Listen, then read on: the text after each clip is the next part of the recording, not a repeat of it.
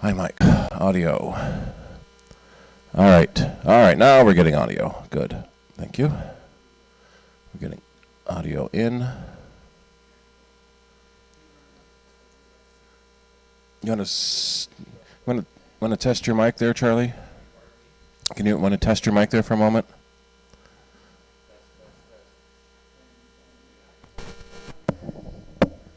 Test, test, test. Okay. Okay. Okay, that works for the PA. Let's make sure it works on the stream.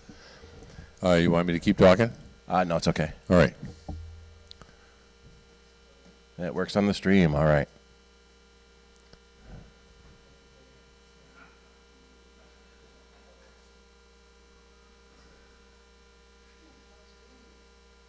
All right. I might need to get this running.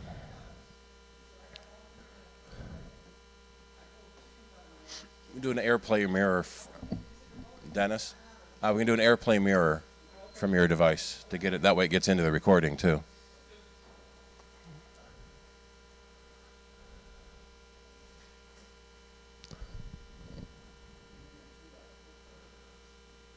Okay, so input is USB, iMic. OBS is iMic. That's all working.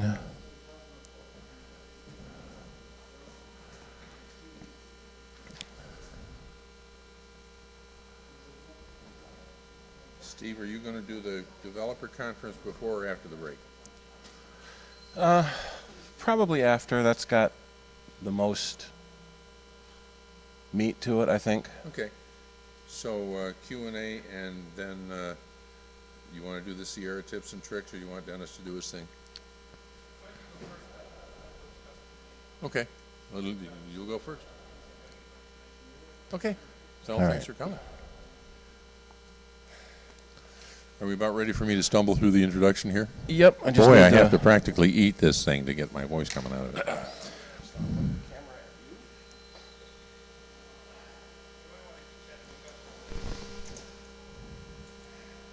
That one? Tilt it? Like that? Oh. Oh. Okay. Thank you. Right up, like you like it. It's all stuff done with electronics and computers and everything, and it's so exciting, and gosh, I wish I understood.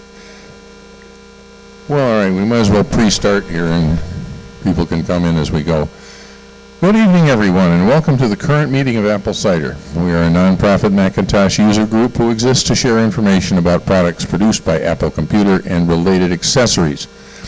We have several meetings throughout the month. You're here at our monthly main meeting. We meet here in the forum room at East High on the second Wednesday of the month from 7 to 9:30 or so. We also have smaller meetings on the Saturday following the main meeting. These Q&A meetings are from 3 p.m. till 5 p.m. at the JCC, and our general Q&A sessions in a very casual atmosphere. Also, before that, on Saturdays, starting around 1 o'clock, 1:30, something like that, Bob Hoey hosts a Green Apple session at his home. His RSVP to him if you're interested in going and learning anything about, Apple stuff for beginners or new Apple stuff for people who've been doing it for a while. But his phone number's on the applecider.org webpage, and give him a buzz if you want to go.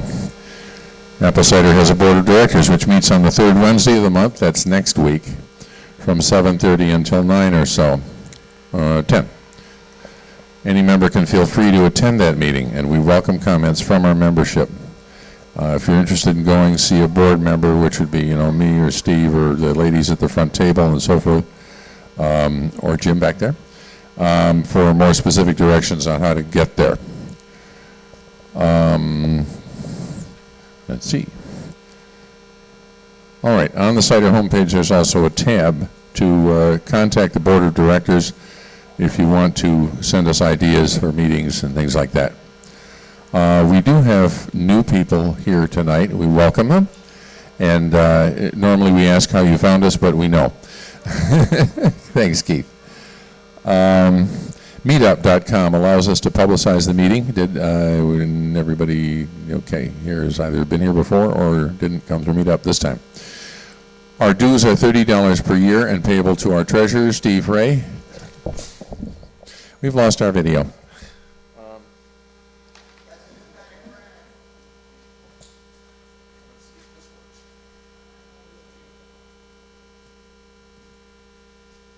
It seems like a good night to keep me away from the equipment. Thank you. Okay, dues fund our refreshments at the main meeting, the cost of renting this auditorium, hardware costs for producing the monthly meetings, insurance, and our annual picnic. And I might as well mention right now that our annual picnic is 4 weeks from today, July 12th, at Buckland Park in Brighton. And we start setting up around 4:30. We shoot for starting to serve burgers and stuff around 6. It's a bring a dish to pass thing, and usually very pleasant. We also stream this meeting on YouTube live, and through the CIDER homepage you can find that, and you can also look at recorded videos of previous CIDER meetings. There's a shopping tab on the CIDER webpage, and you can go through that, and if you set it up by going through smile.amazon.com, then we get a little tiny fraction of whatever you spend, but your price does not go up. If you have a device with Wi-Fi access, feel free to bring it and use the CIDER router link. Thank you. I have a prompter. Thank God I've got a prompter. Sit close for best reception. Okay, so we said all that stuff. And okay, what we're going to do tonight is start with we can do Apple News and then Q&A, or just. Well, I think we're going to save Apple News for the presentation, because that's pretty much the whole presentation is the Apple News. That's what that made sense to me. So I'll start with a Q&A, and then Dennis Wurster is going to talk about how he likes to buy things online. And then Steve is going to do more Sierra tips and other things I can't read from this distance. Caveats. Might postpone that, because my voice isn't going to last that long. Yeah, Steve. Yeah. Yeah, okay, good enough. So you're going to do your thing, and then after our break, Steve is going to do the Worldwide Developers Conference and other Apple News, right? As long as his voice holds out. Okay. I think that covers it. Okay. Can't get the color of the stream window to work right. It doesn't want to make big enough. Yeah, that will point to Dennis when he makes it up.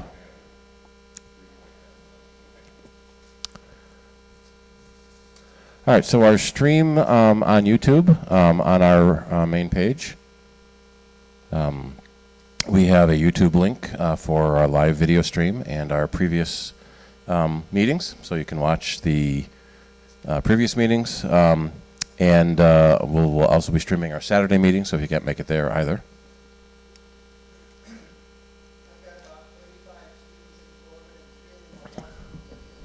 Great. So we have people in Florida. Keith is visiting us, displaced Rochesterian, back to visit, and brought a couple friends with him, and he's got people watching in Florida. That's nice. 10 people watching. Shout out, hi there, or hi to that camera. All right, you about ready, Dennis? You want to go first? All right, so Dennis has titled his presentation now. So that's going to be how he likes to buy stuff on the web. You can push all those cables out of your way if you want. And we'll get things pointed at you.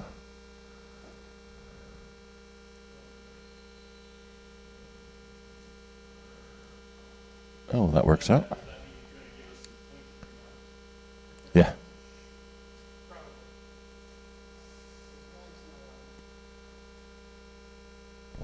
How about now?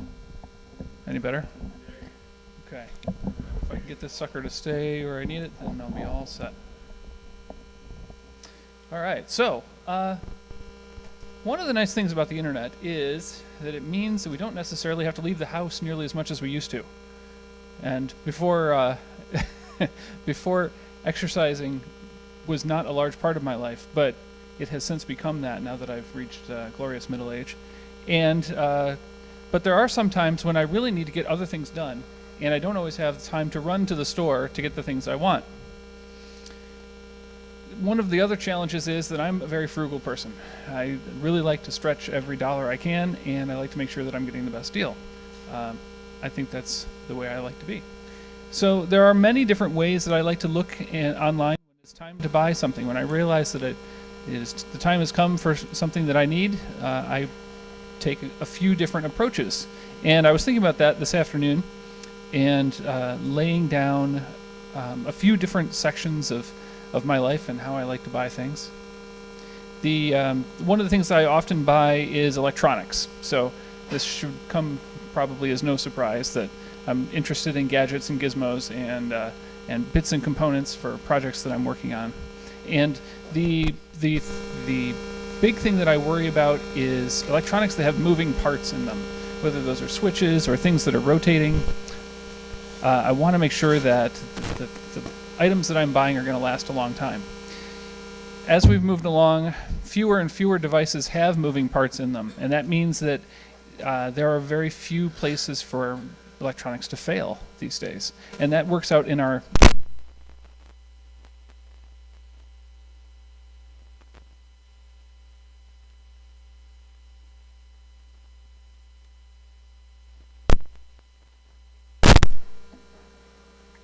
All right. So depending upon what I'm looking for, and I'll be happy to take suggestions if other people have ideas too. The first place I usually look is Amazon. One of the things I bought most recently was a Fitbit because I wanted to track my fitness and the number of steps I was taking. And I really didn't know what the different versions of Fitbit were. But I investigated them, and I recognized very quickly that there were a broad range of them, and the pricing for them seemed to be all over the map. You can see that they've got some here that are as low as $60 shipped, some that are 3 times that price, some that are even less. So I had to figure out what features were important to me and then work on that. The nice thing about a site like Amazon is that you can not only see the price, but you can see the reviews that people have left on a given product. And that can be very helpful to help you determine if this is truly the one you need. So you can see that this particular product has been reviewed 878 times, and they've also left reviews with the number of stars. So the things that I look for are products that have a large percentage of the people here who have left 5-star ratings. I think that's very important. And I also look for listings where people have asked questions about a particular product and been able to get specific information that the manufacturer may not have included.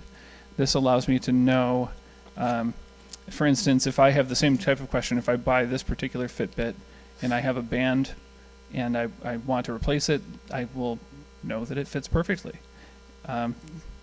People often ask the same types of questions over and over and over. Can you make your text a bit bigger? I will blow this up just a little bit.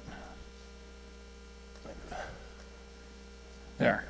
So you can use Amazon and a lot of its information to make a better choice.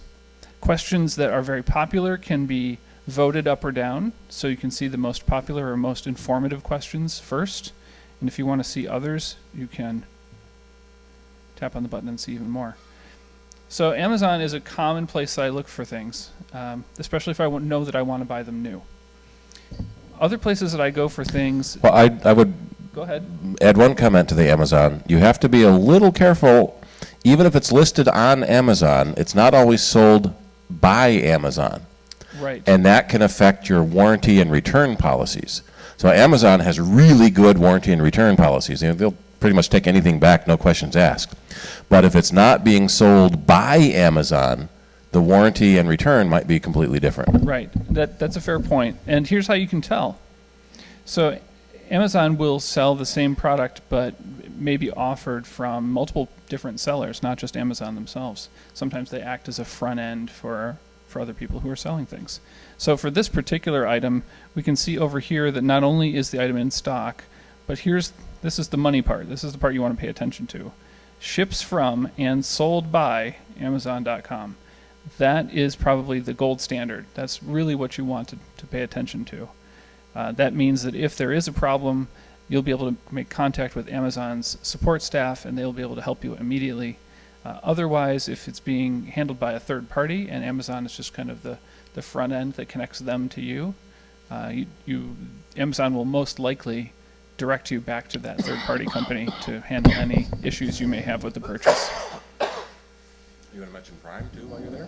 Well, yeah, Amazon has a special club that you can join called Amazon Prime, and you pay them a certain amount every year, and that amount varies depending upon whether you are a student or not, and it allows you a number of things, but the most important thing for people like me who are going to buy things is that it allows you to get free 2-day shipping. So if you're a member of this club, one of the benefits is that you get items day after next, generally, for no additional charge on top of the price that you see on the item itself. And you can determine which items will ship this way based on this indicator here next to the price. So that's one of the places I like to go first. It gives me a good sense of what's the going rate for this type of thing. If I'm interested in potentially buying a used version, if the best of last year's model is the one that I'm looking for, I'll often go to a site like eBay. eBay is a site that's been around probably since the late 90s, and it's intending to bring products to people who are interested in them. And you don't have to be a big company to sell things on eBay, and that can be helpful. If you know specifically what you're looking for, a site like eBay can be helpful because there are many different people selling it, and they are all competing to try and get their products sold. And you can take a look at the listings. The listings are either set up as an auction, where they have an opening bid, and then you bid against it, and you bid until the clock runs out, or they have things listed with what they call a buy it now. Buy it now is when things are sold at a fixed price, and that can be good too.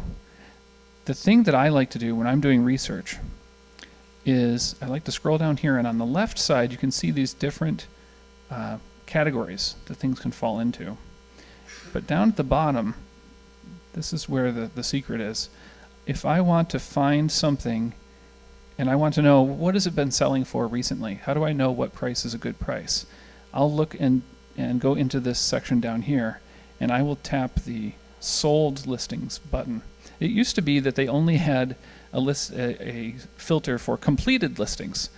I mean, completed listings sounds great, but completed listings also shows items where nobody ever bid on it, or it was a buy it now item, but the price was too high, so it never sold. So if you go to sold listings, you get a better sense of what the strike price was for these. So items that have sold have their price in green here, and we can see that the range, at least in this first screenful, seems to be about $100. And we can also see that that price range continues in general. We see things as low as 99, we see things as high as 120. And that gets us a sense of what's the price range for this particular kind of item. So Amazon is great because you can buy something and it will show up in a couple of days if you've got Prime. If you want to look on eBay and try and find somebody who might be selling it either brand new or used at a different price, then that may be a way to optimize. If you are so inclined, there are also sites that are more like the old classified ads pages. Or does anybody remember a newspaper called the Swap Sheet? Yeah? Okay, I see a lot of hands going up. So the Swap Sheet was a classified ads kind of newspaper where you could buy and sell things. And the modern 21st century equivalent of this is a website called Craigslist. And Craigslist has versions of itself from many different cities, and including Rochester.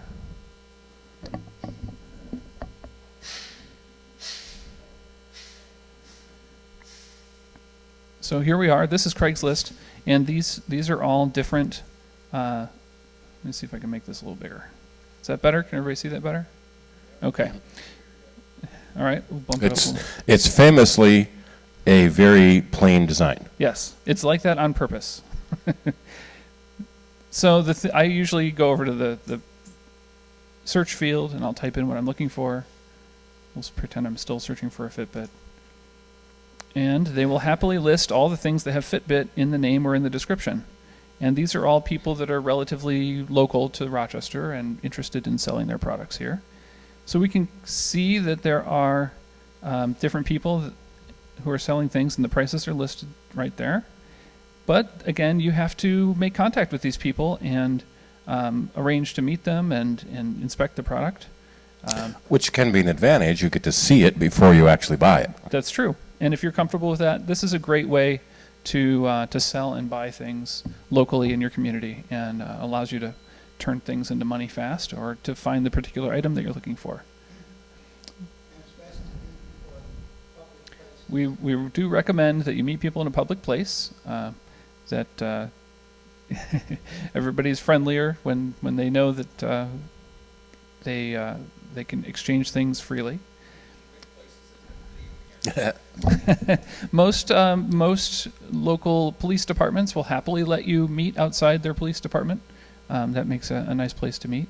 So again, if you're using a place like Amazon, it can help to know not only what is the price, but what has the price been. Sometimes prices go up and prices go down. Here's a site that I like to use. I don't hear a lot of people talk about it. It's called Camel. And we'll see if I can type it quickly. Do they have camels? No, it's surprising. But what Amazon does, yes, if you Ba-dum-bum. are looking for a particular item, and I'll pick this particular one here. Camel does price analysis. So they can let you know over time what does the price look like for a particular item. So I'm looking at something the Fitbit Charge 2, and they have a graph here. They said Amazon is currently selling it for $130, and here's what the prices looked like over time. So from last summer, we can see it was around $150, and then the price dipped. You know, sort of like something went on sale for $130. And you can see the price dips even further as you get closer to the holidays. So here's December 1st. So this was, right after Thanksgiving. And then during the month of December, there were a couple of dips there. And then you can see the price went back up to its full price as we went into the new year. But the nice thing about this is valuable. You can look at this and see, well, okay, that's what the price was. But I need to know when the price goes low, I want to jump on it. That's when I want to spend my money, is when the price is as low as it can be. And Camel will happily, for free, notify you. You can make an account with them for free and give it a list of things that you're interested in.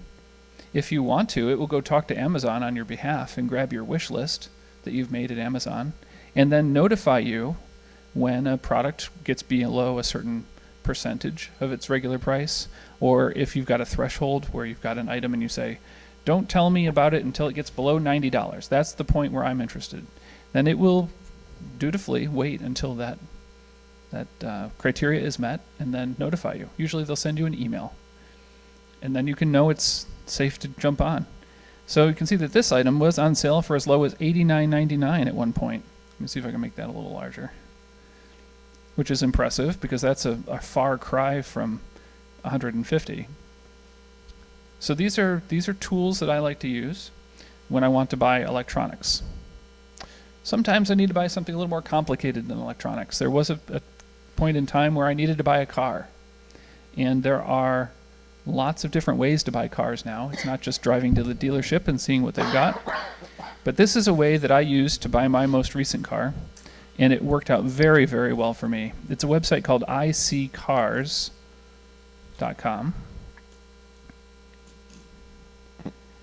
And this is a tool that aggregates listings from many, many different dealerships. And the results are here, and they're all organized. But there's more to it, and I'll get to that in just a minute. So I'm going to put in my zip code here in Rochester. And I'm going to say I'm looking for a Toyota. I'll pick a really popular choice. I'll say a Toyota Corolla.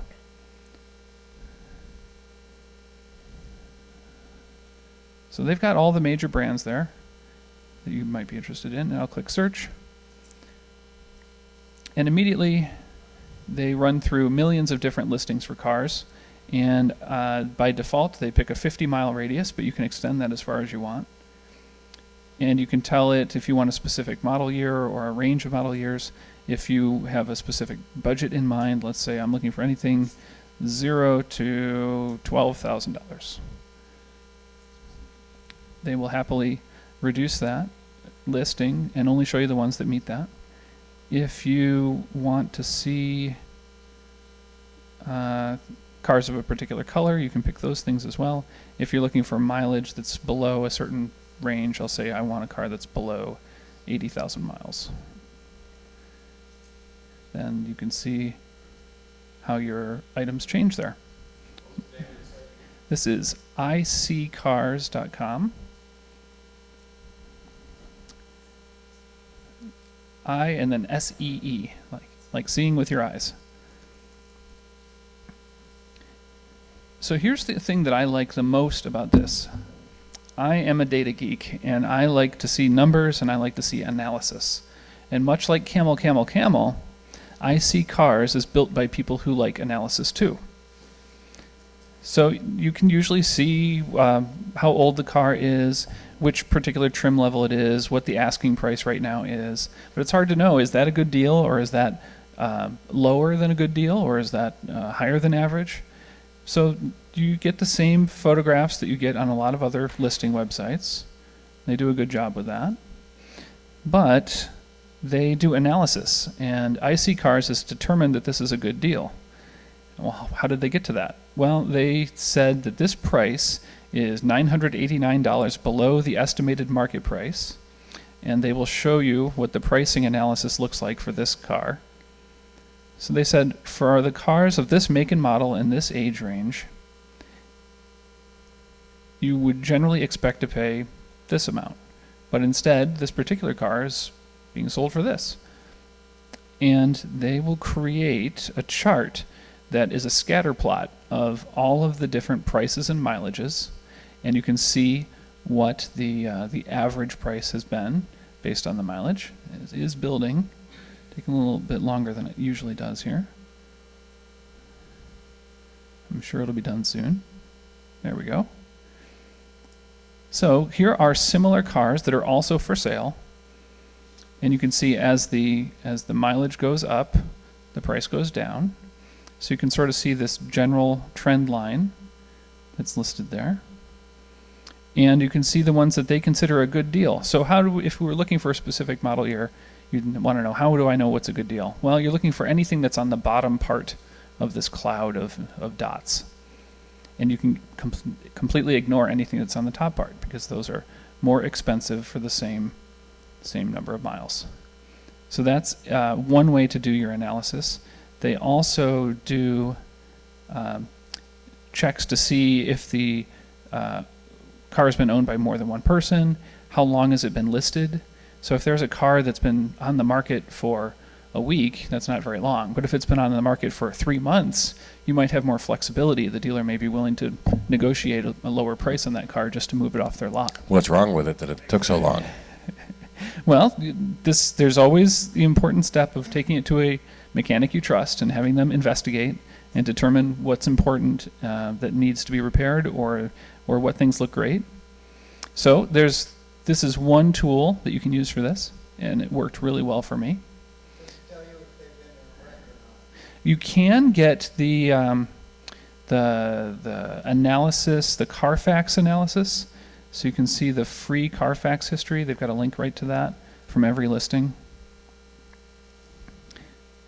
And if the car has been on the market a while, a common technique is that the seller will reduce the price a little bit every week until it sells. So over here on this side, you can see the price history. If this car gets relisted with a lower price, they will say, hey, it came in at this price, and then 3 weeks later, it was dropped a little bit and to this other price, and then 3 weeks later it was dropped again to this other price. So you get a lot more information than you would by simply walking onto a lot. So this is before we've called anybody, before we've gone and see the car in person. This is really interesting and helpful stuff. Can I make a quick comment about Carfax? Please tell me about Carfax. That's a minor car repair for 5 years ago now, but talking to people in the body shop, the reporting to Carfax is hit or miss. It's not an ironclad thing. I guess it's kind of like voluntary or something. So. Okay. So that can, what if you see something there, yes, it probably did happen, but not everything that happens may be listed there. Yeah. Okay. I thought it came from the insurance companies. Well, yeah, see, this is the thing. You would think that there'd be a part of the system that would sort of automatically or mandatorily do that kind of thing or something like that. But my understanding from them at one shop at that time was, you'd think so, but no. It's also possible that people get paid to have stuff repaired out of their own pocket and not have it reported on it. But that would probably not be a major, bent body thing. Right. So that's great. So those are a couple of things that I like to buy. Sometimes it's time to fix your own car, and you want to find auto parts that you might need. The site that I like is Advance Auto. And I've had good luck with them over the years. The thing that's great about Advance Auto is you can get on their mailing list and then almost immediately start getting coupons. And applying coupons to your cart here is a great way to save 15, 20, sometimes even 30% on the types of things you need. So if all you need is just an air filter, it's a great way to save a few bucks.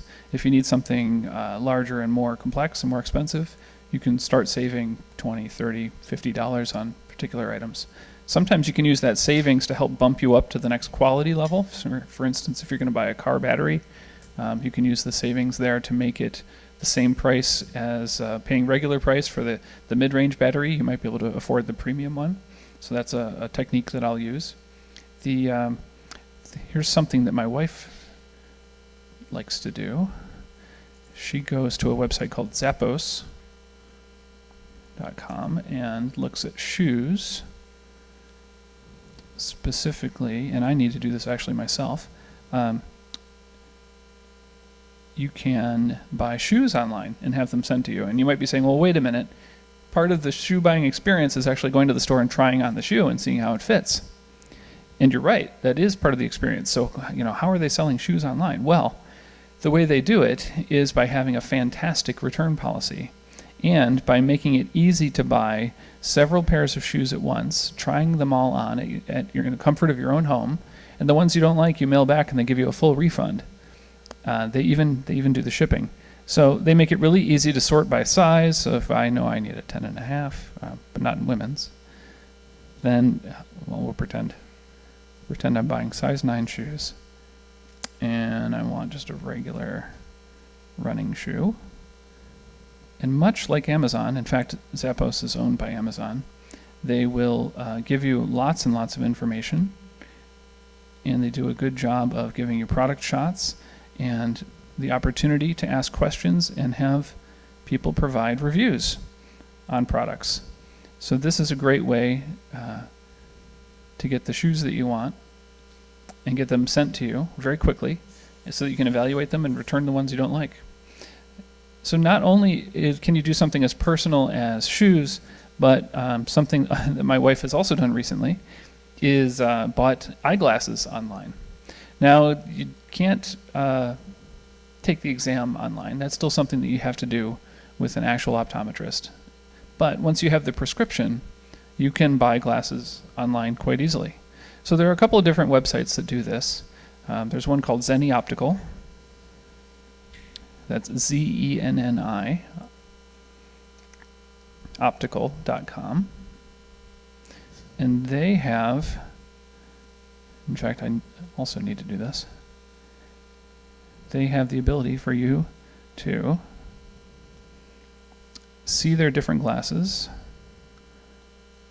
and supply them with the prescription that you need, and they will mail them to you. And you might notice that these prices here, these are prices that are in the $40 to $50 range. That's, I don't know, easily a tenth of what you'd expect to spend at a regular shop. So you might wonder, well, how are these glasses going to look on me? Well, they've got a little model over here on the side, and whenever you hover over a pair of glasses, they they put a picture of them on front of the model. And that's great, except I don't look like her. And the thing that I can do then is either pick a different model or upload a picture of myself. So I can use the webcam on my laptop or on my iPad to take a picture of myself and then see what different glasses look like on me. That's the price for the frame and the lenses? That's the price. Well, let's go find out. I believe it is. They have these are for the basic lenses. If you need what I'll call fancier lenses, if you need things like bifocals, then the price goes up a little bit. If you need or if you want to have specialized coatings on your glasses, then they will do that. But again, those are minimal upgrades price-wise. They do a great job of giving you lots of information about the size. So they measure these in millimeters, and you can use those to help understand how they might fit. So let's say we really like these and it's time to order them. You can say, so you can see they have single vision, which is probably the easiest for them to produce. They have bifocal, they have progressive, which are multifocal glasses that don't have a distinct line in them. Or if you just want costume jewelry, you can get non-prescription glasses that just have glass in them. So let's pick a single vision. Then you put in your prescription here at this site. And this is a very standardized type of prescription. And then you can pick the lenses. I will completely fake this. I'll pick random things here just so it lets us jump to the next section. But this is, again, they are so inexpensive that if you sit on them, or if you lose them, or if you decide that you want some in a couple of different colors, then you can do that. So they have options here for lens index. If you've got a very strong prescription, you might want a thinner index of lens to make it thinner so it doesn't weigh as much on your face. If you want to get tinted lenses, they have options for that. And I think in general these prices are very competitive. The glasses typically show up in a couple of weeks, and you can try them out, and they have a very nice satisfaction guarantee as well. So those are some of the most common things that I like to buy, electronics, and admittedly not that often. I like to buy a car, and the tools and parts that it takes to keep that running, and shoes and eyeglasses, all kinds of things that you can buy online these days that you might not have thought of, and techniques for buying things like using analysis websites like iSeeCars or like Camel to notify you when prices are in the range that you're ready to jump on can be really effective. Does anybody have any other sites that they like to use or questions? Yes. I used Reeboks to buy some shoes, and I discovered that they didn't let you customize your shoes with all different types of wild colors. Oh yeah, okay. The Reebok, the British brand? Yeah. So yeah, Reebok, and I think Converse will also let you create customized types of shoes for things that you want. Here's the design your own section. So not only can you buy things online, but you can make them specific to however you want to be. One of a kind. That's right. Nobody else will have them. Well, hey, if you're in love with them and they're on your feet, then more power to you. Neat. Okay, anybody else have ones? Yes. You mentioned eBay. I bought literally hundreds of things on eBay, and I use a program called eSnide, E-S-N-I-D. And you buy points from them. So I did like $15. That lasted me for a couple of years for several hundred items. And the last thing I bought was yesterday. I was buying a microphone, and there were like 6 different ones that I was looking at. Now, if you put a bid on eBay, win the first one, you're stuck because you put a bid on the other one. But with eSnipe, you go in and you take the number of the product and put it in, and then you say, I want to bid on this, and it will place your bid 6 seconds before the bidding ends. So if it's 3 o'clock in the morning, you sleep through it. And then if you win it, you will cancel the other bids. So I bid on 6 things, won the first one, cancel all the rest. A lot of us think that sniping should be outlawed. You should have to be up at 3 a.m. Well, to put your bid in. Here's the thing. At a typical auction, when you go and sit down, you buy yourself an auction number, and the item comes up, and the auctioneer starts rattling off the pricing, and you see people going back and forth, raising the price and outbidding each other. There's no timer on that. It's until the last person is left who wants to pay that price. eBay, as much as they use the word auction, it's not an auction in the typical sense. It's an auction against the clock more than anything else. And it's, I think using the word auction doesn't connote the actual thing that's taking place. The microphone, I bid $57 for it. The bidding was up to $30, so they put in a bid $31. So I only had to pay $1 more than the other highest bidder. I saved about $27. And when everyone is using sniping tools, they all outbid each other by $1 by $1 by.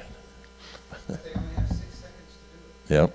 Well, okay, I guess it comes down to Who's Yeah, got the faster who's- internet service? who's got the fastest bot to get in Yeah. before that last I item. also found that on eBay, page 6, 7, and 8 are going to have better bargains than page 1 and 2. Right. Okay. And yes. What do you know about Alibaba? Alibaba, if I remember right, is a front end for East Asian manufacturers. Mm-hmm. Huge thing that connects Chinese manufacturers with customers. So Okay. I'm interested in other people's experiences with it, because sometimes the weird stuff I'm looking for is only available from little mom and pop shops in China. Okay. I know of it. I have not used it myself. I know of people who will buy things from sites like that, and then sometimes it takes a while for those things to arrive. Yeah, it usually comes literally the slow boat from China. But if I understand it correctly, their system is that, what I call escrow. When you order something, you pay your money to Alibaba, and they hold that money Until you're happy. to ship to you, and you look at it and say, yeah, this is okay, and then Alibaba releases it to the manufacturer. Sure, so they escrow that payment. Yeah, I think a lot. The parts I've seen are people who buy replacement glass to fix iPhones or to fix iPads. They will buy a case of it from Alibaba, wait for it to arrive, and then go on eBay and sell them individually, which is effective. If you're in the States here and you've got a case of them, you can fulfill that order much faster than Alibaba could. So it allows you to price your things accordingly. There's a similar site I found called Banggood. Okay. I'm hoping that's a bad Asian translation. But it's mostly really cheap electronics from China. And gadgets. And gadgets and stuff, yeah. Drones, we found it when we were looking for drone parts for Matthew. Often things are in Chinese, and it's a bad translation when you're looking at the pictures. But again, I've never actually bought anything from them because I'm afraid of the return issues. Generally, what we see is that there are major. I would say if you're going to buy a welding mask, It's only €11, $13. be afraid to, Yeah. don't be afraid to spend a little bit. So It is your eyesight. yeah, a company like Foxconn makes virtually all the electronics in the world. They have a huge plant in Shanghai. They have another one in Shenzhen. Brazil, Yeah. Shenzhen, China, and another one in Brazil. And you have a customer like Apple that wants it perfect. And so they make a product, say it's only 75%. Well, then they sell it to the next tier down. Then they make another one that's only 50%. And they sell it to the next tier down. And that's what I'm thinking some of these tinier sort of lesser known, retailers are, is it may not be made as well, because how can they sell it for $5 when, everyone else is selling it for 100? Right. One of the hobbies that I have is cycling. And it's very common for cyclists to be very interested in lightweight products. And because of that, cycling frames have gone from being made of steel to being made from aluminum to being made from titanium, and then to move on to exotic materials like carbon fiber. And the problem with carbon fiber is many manufacturers want to use it, and it's a very durable material that allows people to make things any way they want. But one of the problems with it is that it fails catastrophically. It doesn't just develop a kink or bend, it just simply starts tearing apart. And you can buy carbon fiber bicycle components that come straight from China, but we do worry very much about the longevity of these products. And there are lots and lots of cases online where people have bought products and had bad things happen. For instance, this is a fork off the front of a bicycle where your wheel will be connected. Here are the fork tines that have come off because they've snapped. I mean, there's lots of different problems here. So do be careful, especially if you're going to buy something that's going to protect you or your children or grandchildren. You do want to make sure that you're not penny wise, pound foolish and that kind of thing. Any other questions or comments about shopping online, or strategies that you like to do to get the best value for your dollar? One thing I want to reiterate again is read the direction, the descriptions closely. We've heard cases about people will buy an empty box for the hot new product, the new iPhone, iPhone 8 box, and not read the directions clearly. I ended up buying a toner cartridge from Georgia that was like half the price for the toner I needed for my printer. And after it was on eBay, after I won the auction, I go to the shipping instructions, and it was Soviet Georgia. Oops. And so it took 6 weeks to come. It was a used toner cartridge that was open, and so half the toner spilled out into the box. Oh, fun. And they said, yeah, sure, ship it back to us. So one of the new video game systems for people who are into those is the Nintendo Switch. And here's a person who is literally selling the box it came in, and currently has 3 bids at a price of $10.50, and with almost 2 days left. Well, at least it says box only in the description. Yes, box the only, title. It may not included. Tablet not included, in all caps, which is very nice of them. The idea that you take that into the store and switch it for one that actually has the thing in it? No, I think that the idea is that there are people who are just fans of the product photography, or of the or want to have a gag gift and just want the box to put under the Christmas tree. Or you always want to have an unopened box, so you typically have to buy 2 of everything, one to play with and one to have unopened. All right, so that's my presentation tonight. I hope you all enjoyed it. I'll be sure to see you guys around. Thank you very much.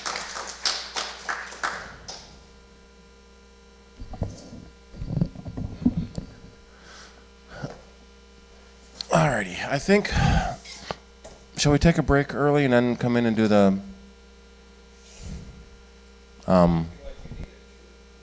well, see, that's because I don't feel very well. I think I might not go too long on the tips and tricks.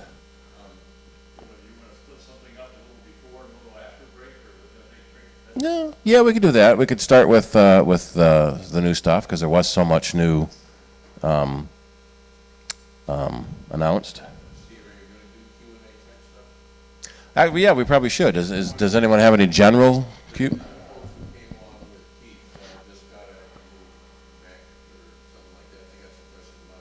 Great.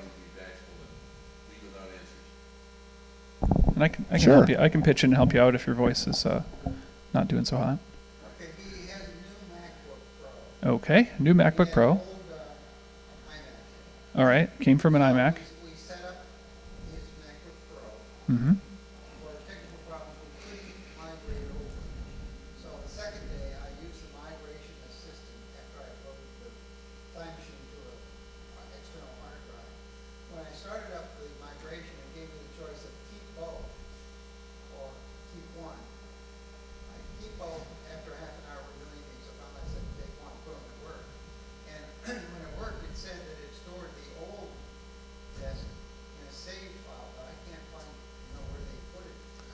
So the migration assistant runs the first time you turn on a new Mac with the intent of migrating all the data from your old Mac. It's always best to do it first. If you make a user account and then try to run the migration again later, you now have 2 user accounts. Because as like you've noticed, I found that it doesn't work very well replacing the account that's already there. Right. It should be in the users folder under deleted users Right. when it deletes that user that was already there to make the new user.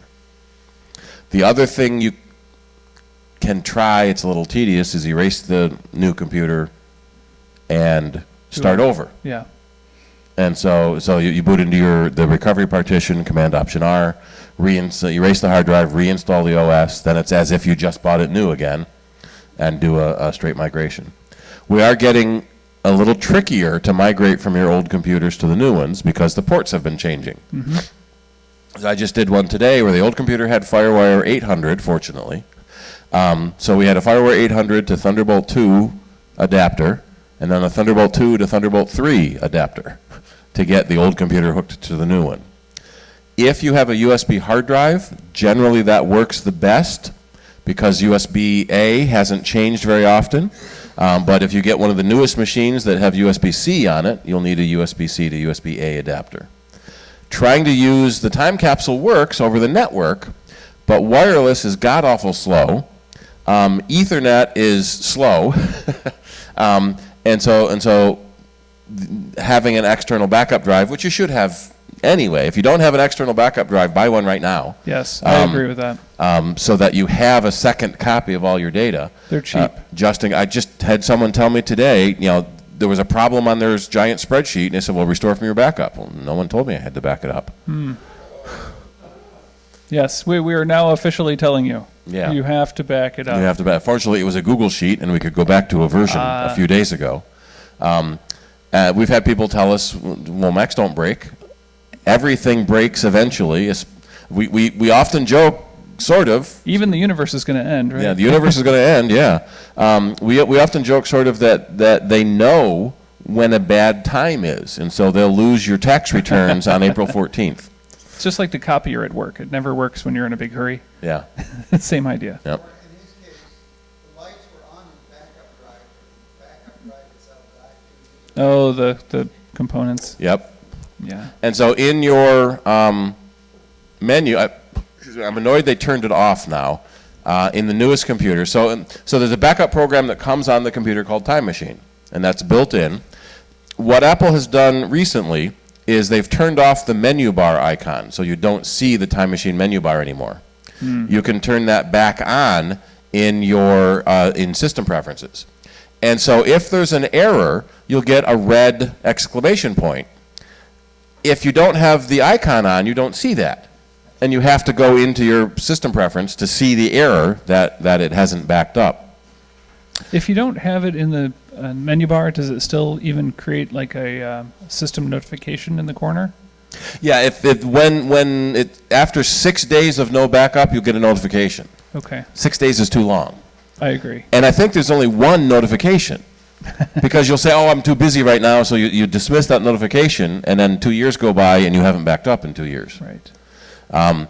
And so everyone should at home now, see, my screen is too small to see enough of the menu bar to get to the Time Machine icon.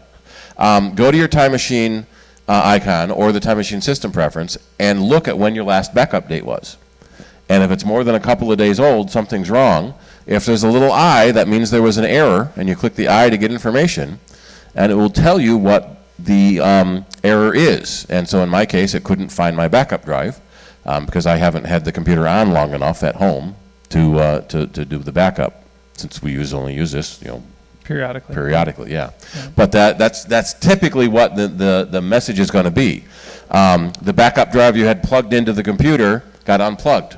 Either the USB cord or the power cord maybe got unplugged. Or the network drive, you're accidentally on the public network instead of your private network. So you can still get to the internet, but you can't get to your data files. So make sure your backups are working Operational. Operational. Right. Before you have a catastrophe and can't get any of your stuff back. And if you want to go beyond what Apple is offering, there are plenty of third-party companies that will happily handle your backups across the internet as well. CrashPlan or Backblaze are very common choices for that. Not terribly expensive, and many of them will allow you to buy a annual subscription and save a little bit if you're willing to buy a year's service at once rather than the month-to-month price. Yeah, most of them are about $5 per month per computer. Your data is worth $5. Yep. CrashPlan has an interesting option that I use. You want to have an off-site backup. So in case of fire, flood, theft, your computer and the backup drive sitting right next to could both be lost. So you want to have something off-site. So these internet services excuse me, allow you to save your files off-site to their computer. CrashPlan has a neat option for free where you can save all your files to your friend's computer. And so, $100, you buy a couple terabyte hard drive, hang it on your friend's computer, you back up all your stuff to their computer, and then let them back up their computer to yours. That's only polite. It's only polite, yeah. That way you have an off-site backup, and it's free. And it's somewhat generally would be nearby. You do this with somebody who's in town. Yep. And then if you need it, you can get that back from them. Right.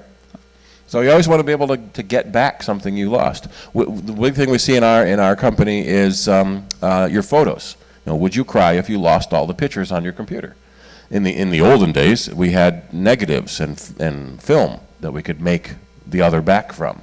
But now you've hundreds of digital pictures in your computer. A lot of people are still on the camera card. You never got around to getting them into your computer, and digital is gone. We just had a customer who had his phone. He dropped it in water. Something shorted out, and there were burnt chips on the board when we opened it up. And it had pictures of the new grandbaby and pictures of his deceased father that he hadn't gotten around to backing up yet. $2,000 for commercial data recovery to get the data back. We tried 3 or 4 companies ahead of that before. Drive Savers. Yeah. They are the #1 king of data recovery, but they're expensive. Right. But they can do it. It costs that much because it works. It works, yeah. So buy the $100 backup drive rather than the $2,000 recovery. Okay. Yep. What happened yesterday, good migration from one to the other. I tried to print something on the new computer today, and it came up as all squiggly, 6 or 7 copies of paper, and I don't even wanted 1 copy. There's nothing on there. I went back to the old computer, printed it, came up perfectly okay. Mm-hmm. So I tried to find out what's going on, causes the problem in the new computer that didn't cause it. So the printer is not the issue. Yeah. Right. Right. I'm guessing there's probably a printer driver mismatch. It's most likely the printer driver, which is a piece of software that tells your computer what kind of printer you have. What often happens, and so right now, I've got an HP LaserJet name of the printer, and under kind is the actual driver it's using, and the kind is the same name as the name of the printer. What you may have on your computer is it will say generic PostScript. It's got the wrong driver loaded, and so it's sending the data that it thinks the printer wants, and it's not, and the printer goes, so your computer's speaking Spanish and the printer's speaking German. Yeah. Usually what you would do then is hit delete, the little minus button to delete that printer, and then hit the add button to add that printer back into the computer. And we have a plethora of printers to choose from here at the school. So when you pick a printer, it's going to look on that printer to see what driver it needs, and the name of the printer should match the name of the driver. If it comes up and just says generic, generic PostScript, generic PCL, doesn't have the exact name, it's the wrong driver. Then you need to go to that printer company, HP, whoever, Epson. Okay. They should be built in. The big name printers, usually it will download for you. You may need to go to their website, download the specific driver for it. Install it, and then try to build the printer back and then up. add it back in again, yeah. And usually that's enough. It's generally a pretty straightforward process. Other questions tonight? Yes. Back here?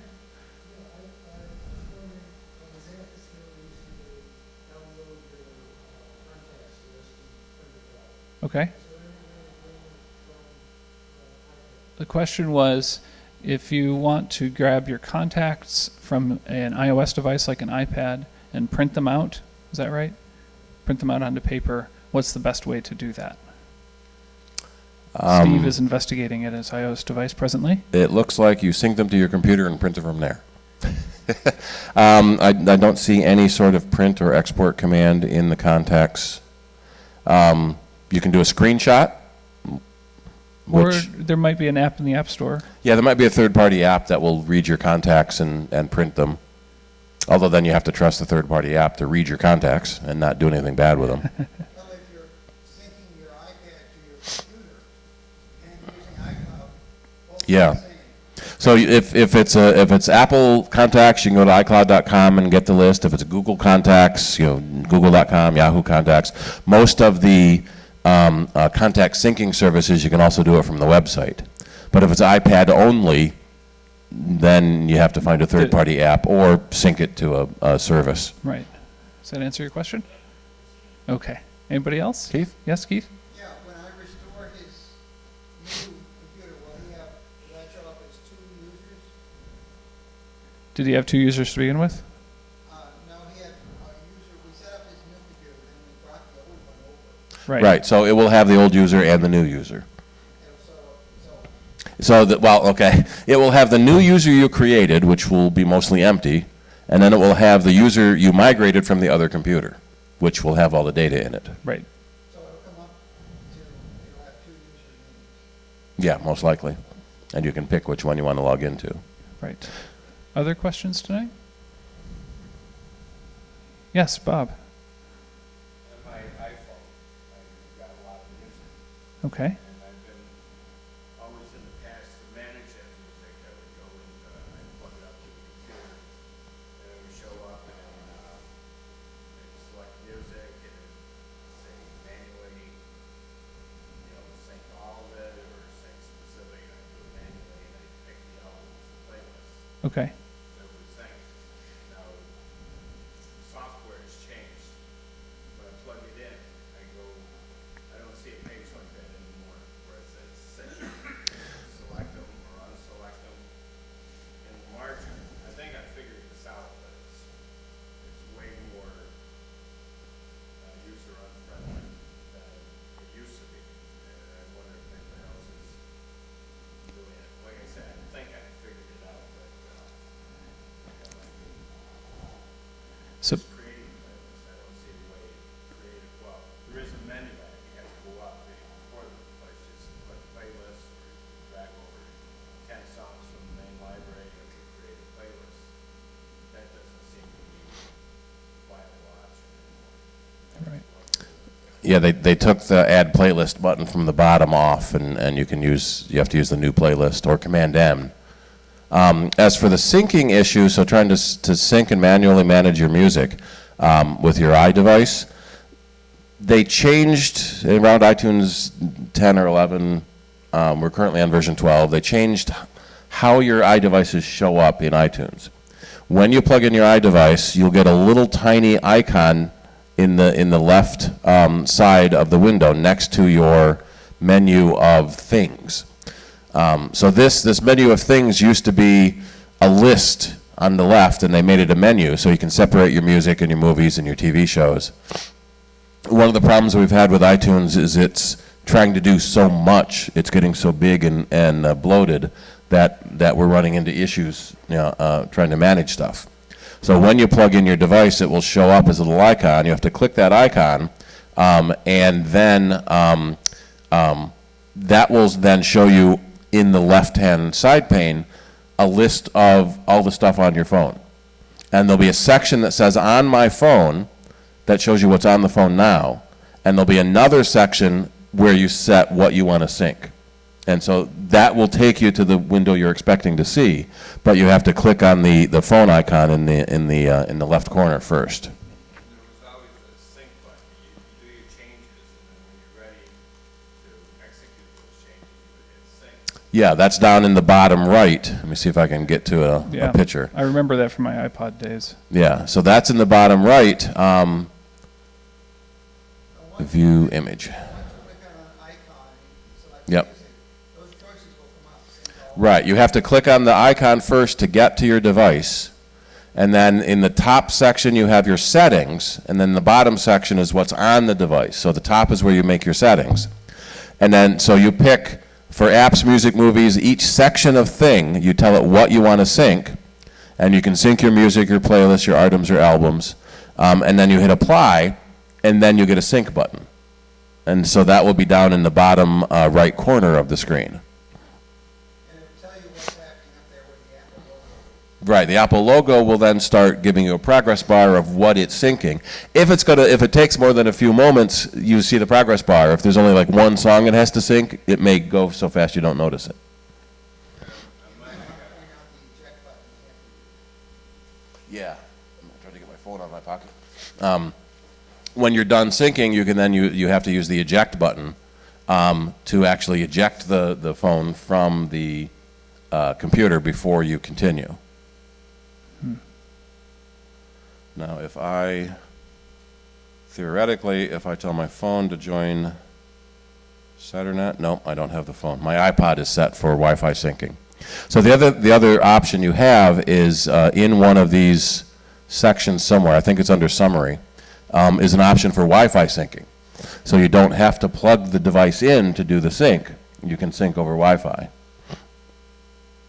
which can be handy if I leave my iPod in the car, and when I get home, on my computer, I can say sync, because it's still in the car. It joined my Wi-Fi as soon as I got into drove to the house. I have an iPod Classic.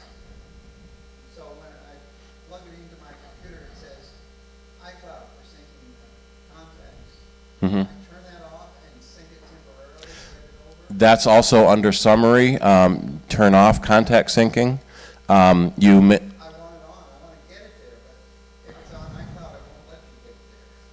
Right, so you have to go into your iCloud settings and turn off, is it iCloud settings or iTunes settings? Turn off cloud syncing in iTunes, I think it is. And will you lose data when you do that, or? When you turn off cloud syncing, it might ask if you want to erase the contacts that are already on there, and you should be able to say no. And then when you then sync it from the computer, it should merge them together. But make a backup first, just in case. That's the other thing you'll have in your iTunes summary is on the summary section. There'll be a button to back up.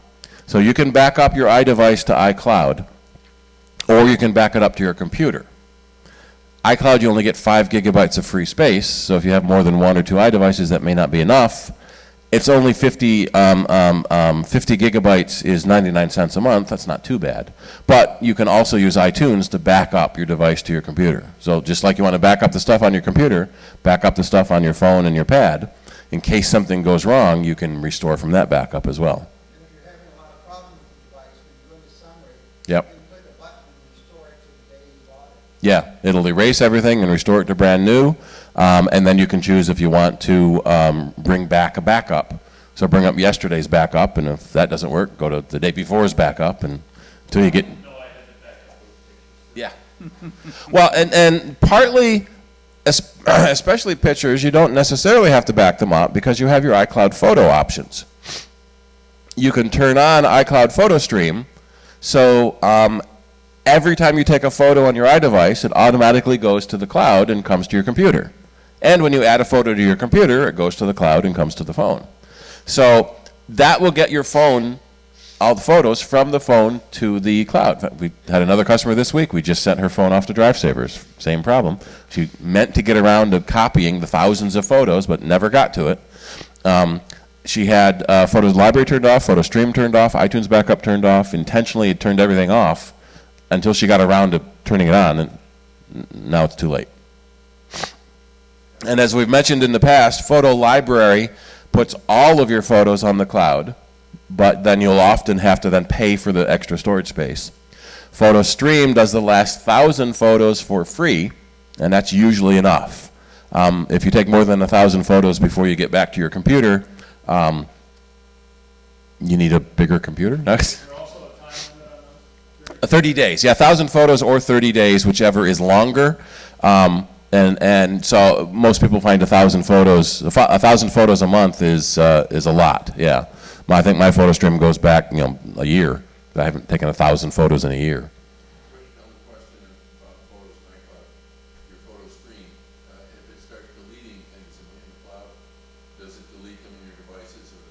No, well, maybe. In general, no. It deletes it from the stream.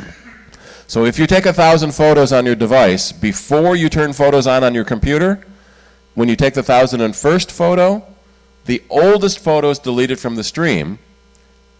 It may not have gotten to your computer yet. So if you wait a couple of months before you turn on photos on your computer, they may have already fallen off the stream.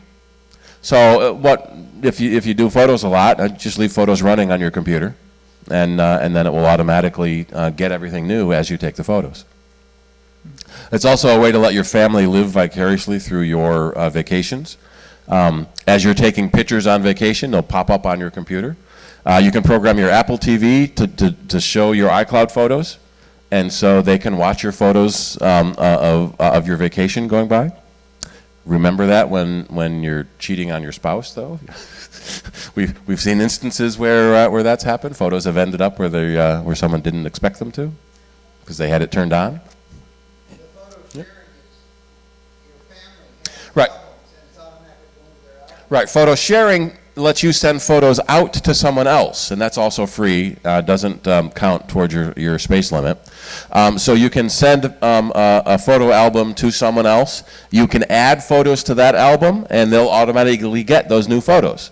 So you can have a grandmother album, and you put new photos in there, and grandma sees those new photos.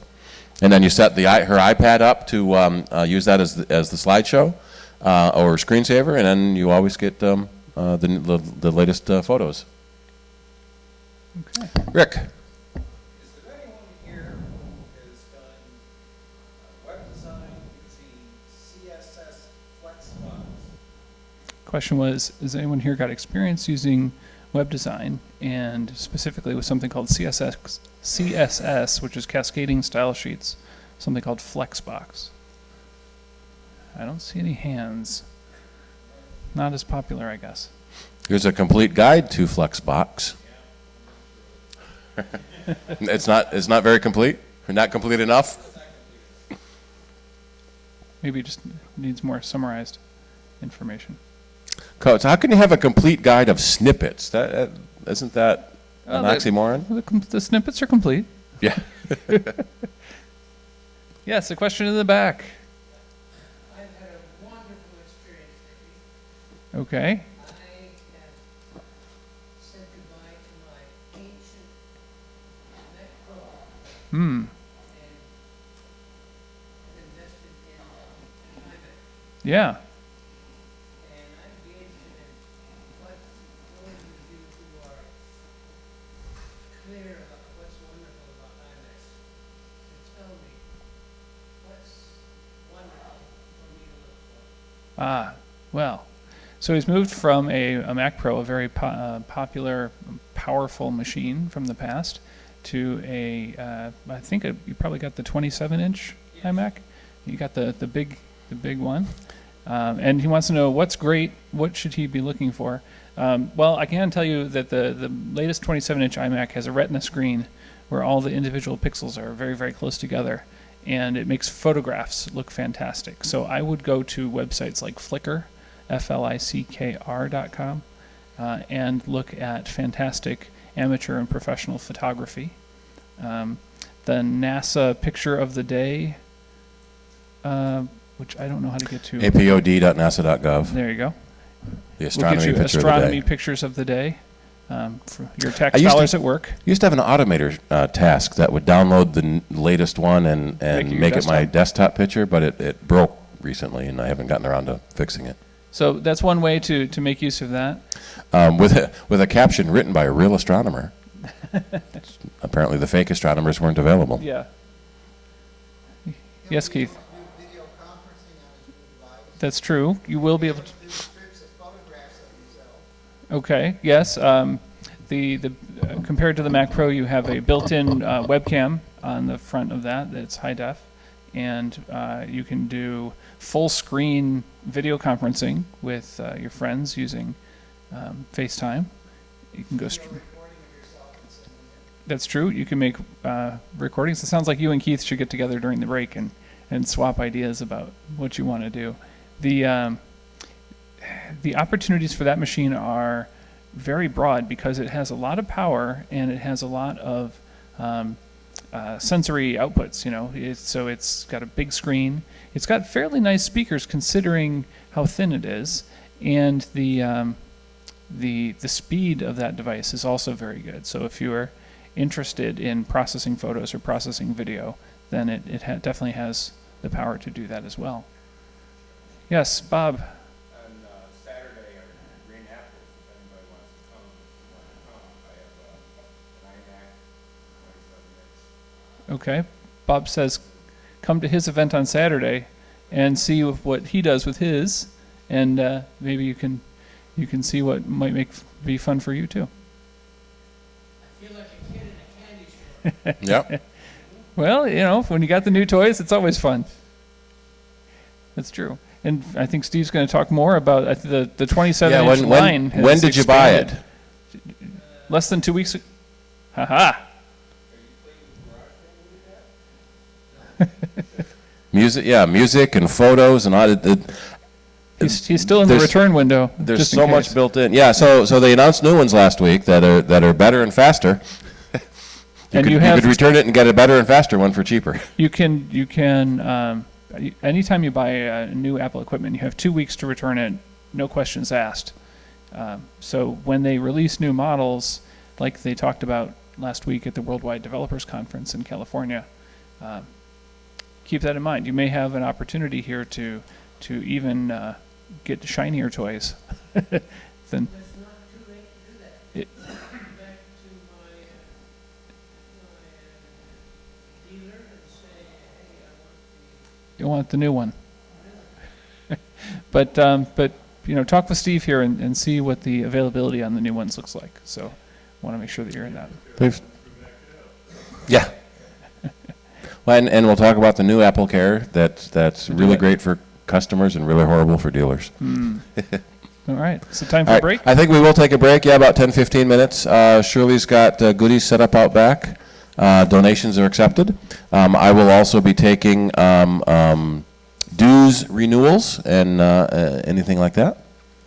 And we'll see you after the break.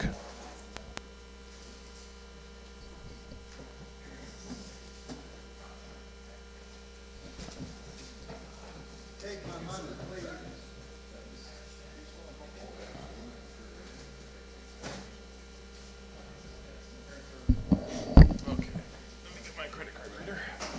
Well, they were living in Canton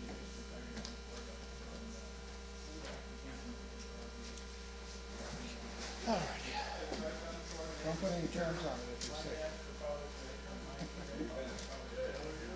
I have you swipe it if you want. Oh, I gotta unplug the headphone. Plug it in.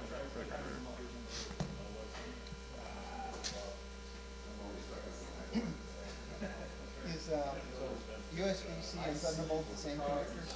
Same connector, yes. Different protocols. Okay, I know all that. Just let me charge something. Dues. One dues, hey? One do's and two don'ts.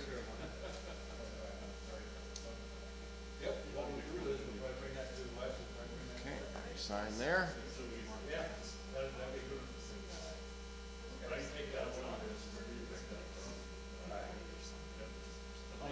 That one works better than most of them. Yeah. Would you like a receipt? Thank you, sir. Just email it to me. All right, well done. Actually, be in your system. Yeah. It didn't ask me to do a receipt. Maybe it just does it for us.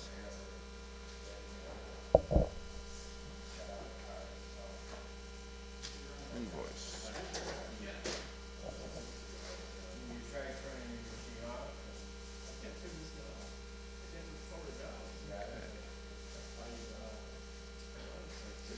righty, all set. Thank you. And I need, on the back of this, I need a pen. Here's a pen.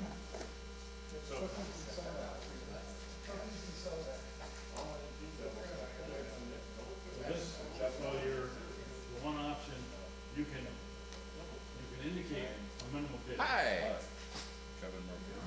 Renewing? All right. $30, that's good. 30% the cider, 70% okay. This is Cash. All right. Put that in there. Thank you. Hi. Yep. Dues. Would it be 20 inches? I'm not sure. yeah, that's probably like a 21 or 22 inch screen, I would guess.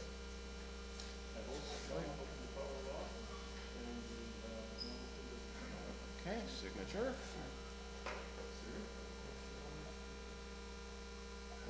That didn't quite work. Oh, you were nicking it with your thumb. Let's say clear, and we'll try again. We'll set it down for you.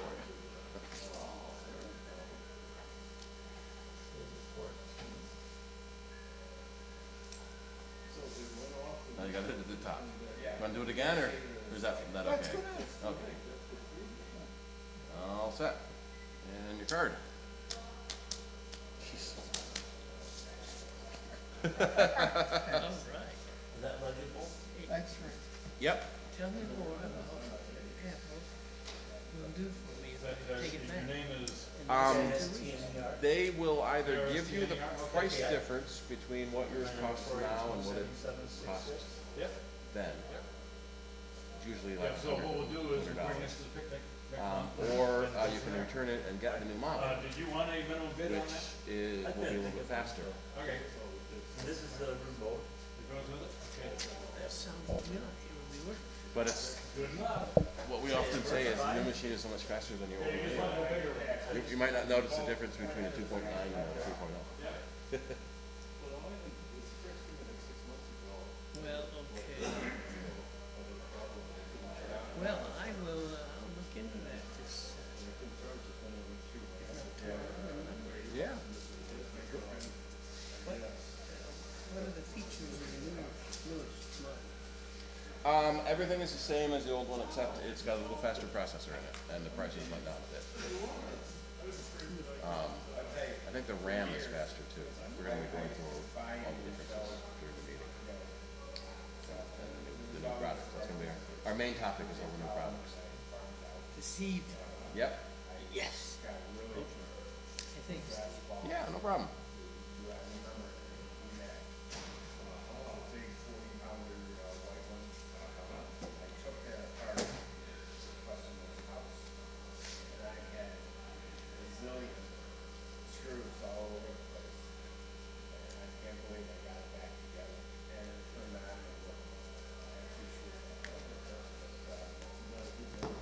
All right, I'm going to try something here. Thing is, so many times I would help somebody out, and they would ask the question, well, what exactly did you do? What was wrong with it? I'm not sure. I did a little this and I did some of I'm not even sure what we did right here. Well, it's a multiple, it's simultaneous.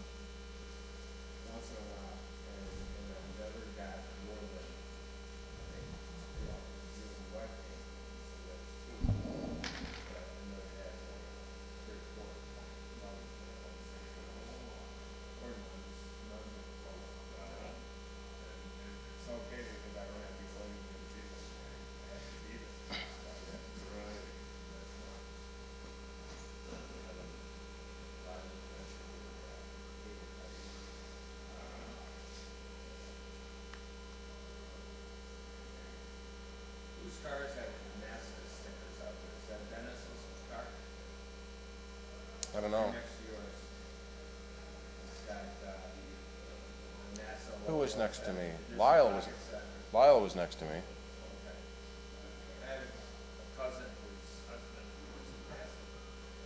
They were down in Cocoa Beach.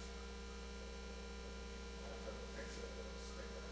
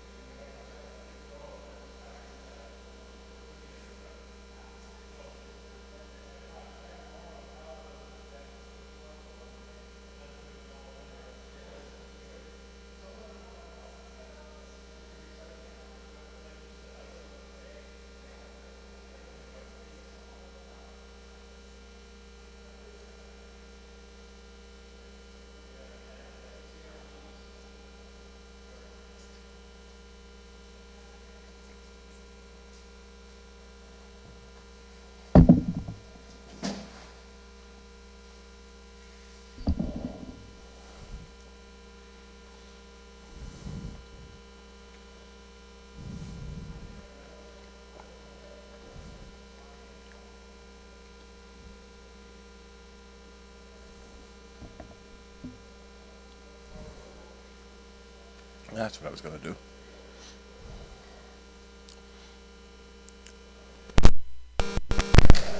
All right, let's try this in a different output and see if the volume's up anymore.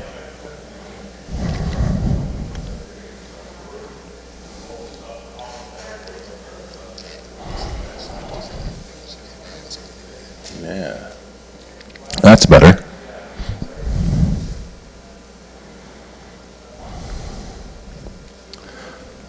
I can turn down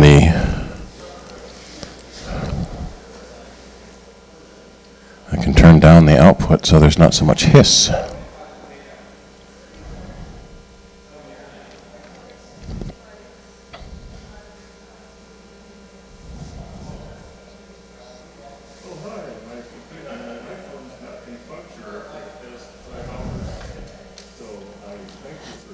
Thank you all for watching. We're in the midst of our break. Very exciting meeting tonight.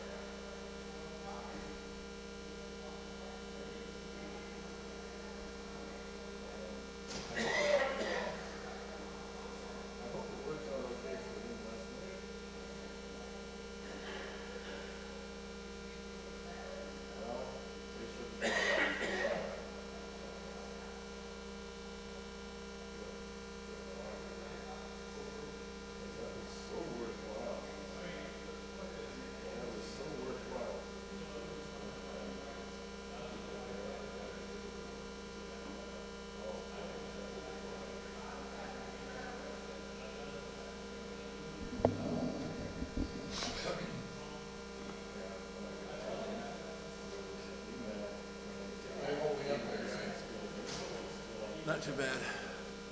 Some other email systems didn't receive the message. And so he,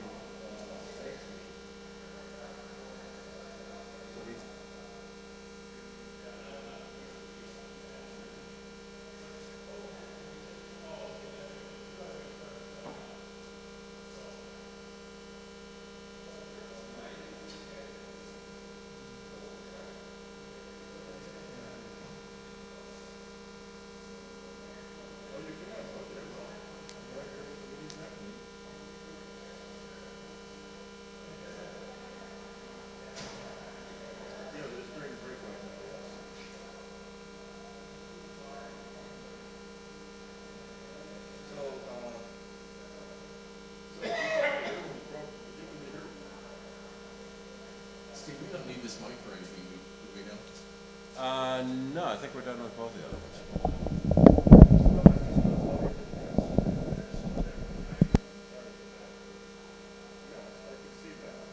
Really? The Hagar the Horrible comic is blocked by the proxy server as a gambling site.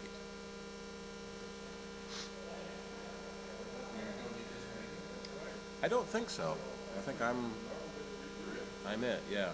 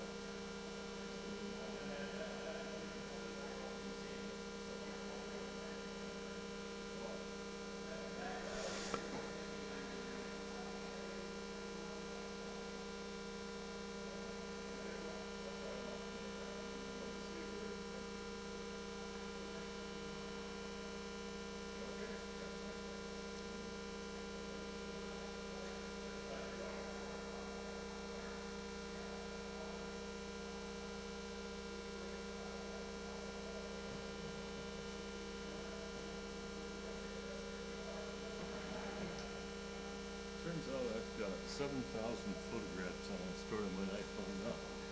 I really ought to transfer them to something like, is it Google Plus that you said?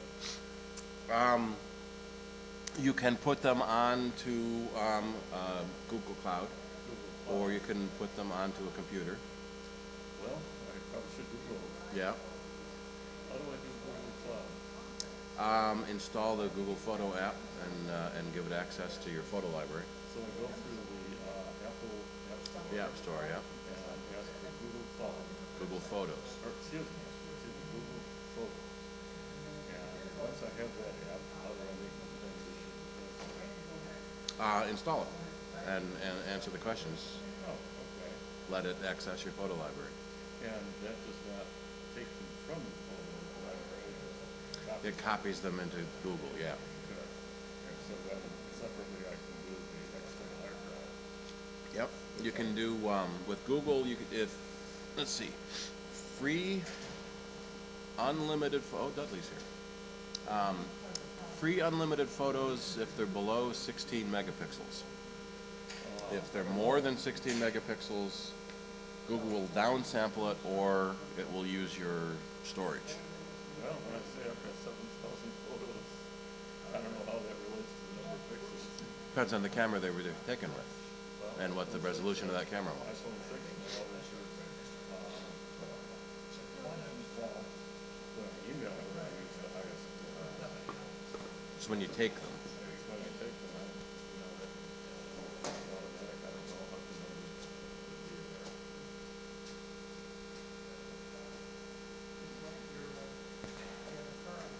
So, and Google Photos, no charge on that, no monthly maintenance fee? It's free for photos below 16 Well, megapixels. I see, okay, but they will tell me if I've got to pay above that. Yeah. Because there's something that I'm paying for much above that, like $1 a month. And rather than have it overdraw my account and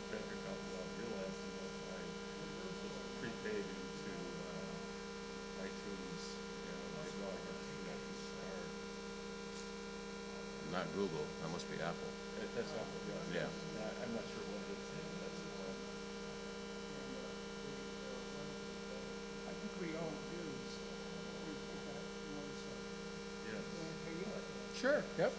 How much is it? It's $40 for both of you. I can do check, cash, or credit card. Oh, okay.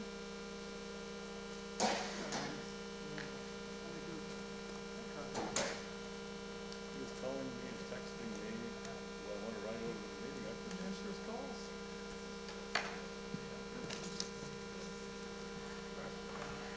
You got a, like, swiper? Yep. The next meeting is the picnic. Yeah, we need to announce that, the picnic, some of the, yeah, again, maybe. Yeah, the dish to pass, things like that. Yeah. You can check, it's not mine, mine have been, another one, don't say more mine.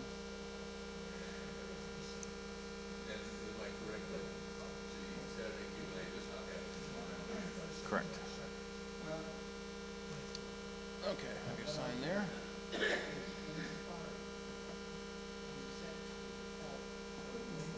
Finger. With your finger, yep.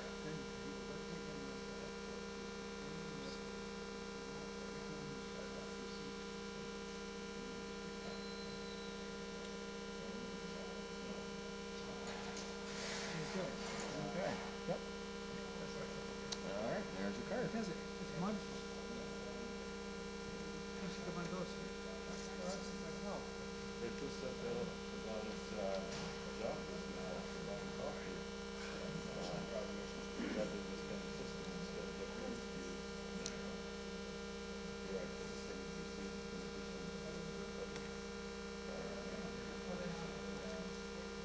Yeah, would you like an email receipt? Sure. What's your email address? My name, W-L-E, one word, A-L? No, letter L, not L. Oh, okay. U-D-L-E-Y, L-E-E-S-E. Mm-hmm. At gmail.com. Gmail. All right. So you keep, you know, him and Yep. For me, Kenny. Yep. Well, that's how I got the notice about the renewal. It came to me. I probably came to you too, but I thought it was Yeah, you would have both gotten it.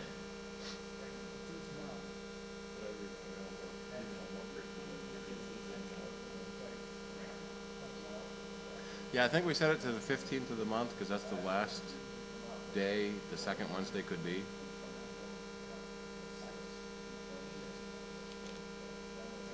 So, I just had a thought. Lyle, did anyone remember to close my car? Yes. Okay, thank you. I just had that thought. now I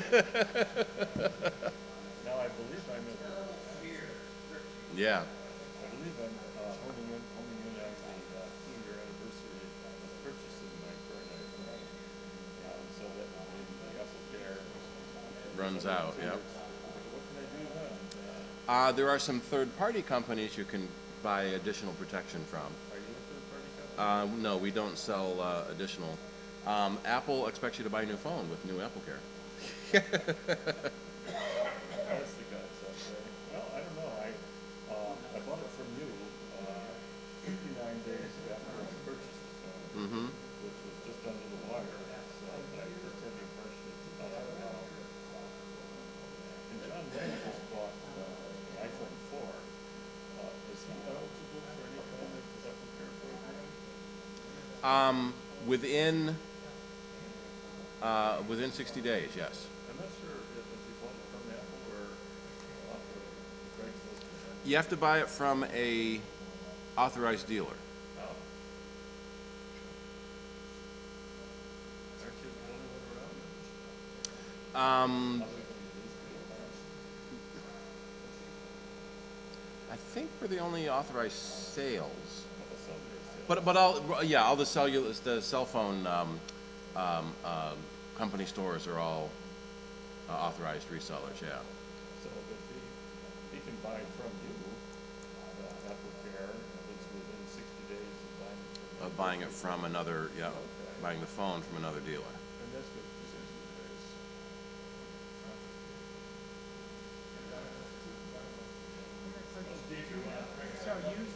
is. Yeah, I just realized I didn't have the right article here.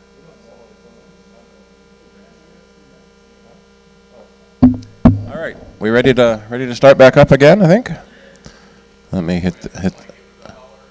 Yeah. Then we need the other microphone.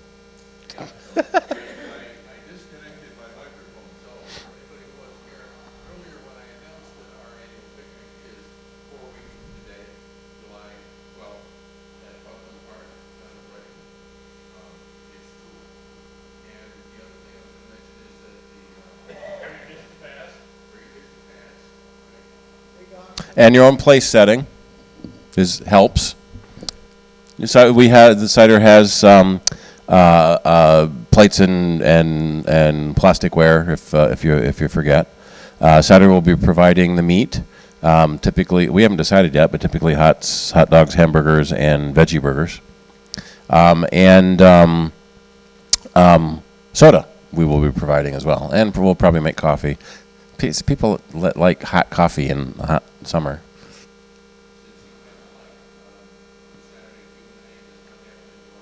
Right, so Saturday Q&A, we'll have our June Q&A this Saturday, 3 to 5 at the Tech Age Learning Center at the JCC. July and August, we will not be having our Q&A meeting. Bob, are you going to still do your Saturday? Bob will still do his Saturday green apples. Board meeting is next Wednesday, if you're interested in hearing how the board runs. Although it's a good shot, you'll get nominated to join the board if you show an interest in showing up. Weather, I suppose we could probably take the weather notice down. No, so we won't have any snow, but there could be other weather issues. And so the picnic is at Buckland Park Lodge. The August meeting will be at the Risen Christ Lutheran Church in Fairport on Route 250, just south of Route 31, where we've met for the last few years. So that will also be there. And then September we'll be back here. All right. Yeah. So take control. We should. That was probably some non-Apple. So Adam Angst, who's been here to several meetings, started the Take Control eBooks publishing arm of his company a few years ago, and they just sold the company to Joe Kissel, who is one of their most prolific authors. So that is kind of interesting. So Adam and Tanya can focus more back on their tidbits column and not the ever increasing get away from running the other business and the publishing business after being burned out after 10, 15 years on that. 30 years doing tidbits. Tidbits is the longest running Macintosh news blog. 27 years they've been running. I still remember Adam's book, The Internet Starter Kit for System 7, which came with a disk that had your TCP stack on it, so you could dial into the internet. And that was how a lot of us started with the internet way back then. So he said their youngest just graduated high school, I think it was, and they're looking to ease down on their lives a bit. And we'll probably have him back. Have we invited him yet for this fall? I think we probably need to get the invitations ready, at least soon. I'm not sure if there was other general news. Well, anyone get hit by the WannaCry? The WannaCry Trojan ransomware attack. There's some interesting news has come out about it. It hit Europe really hard early, Saturday morning. Didn't hit very much in the U.S. because by the time the East Coast woke up, people had already heard about it from Europe and were able to fix the most of the holes that it was using. But it turns out that the NSA created an exploit based on a vulnerability they found in Windows. They didn't tell Microsoft. They kept this exploit to themselves, and it was part of the, was it Vault 7? There was this big CIA leak and a big NSA leak a couple months ago, where a lot of their own hacking tools were released to the public, and a bunch of companies, and Microsoft and Apple, they all went, oh my God. And fortunately for Mac users, all the exploits that the CIA release had talked about, Apple had already patched. But for Microsoft, there was a massive vulnerability in a file sharing stack where you share files with other people on your network. And apparently it has been there for 20-some years, and no one's publicly found it yet, but apparently the NSA had found it and was using it to attack other people. And when the release went public, Microsoft patched the vulnerability in March. So come late May, early June, hundreds of thousands of people were still infected by it because people don't update their computers. And so that's, we say that frequently here. Make sure you install the latest security patches.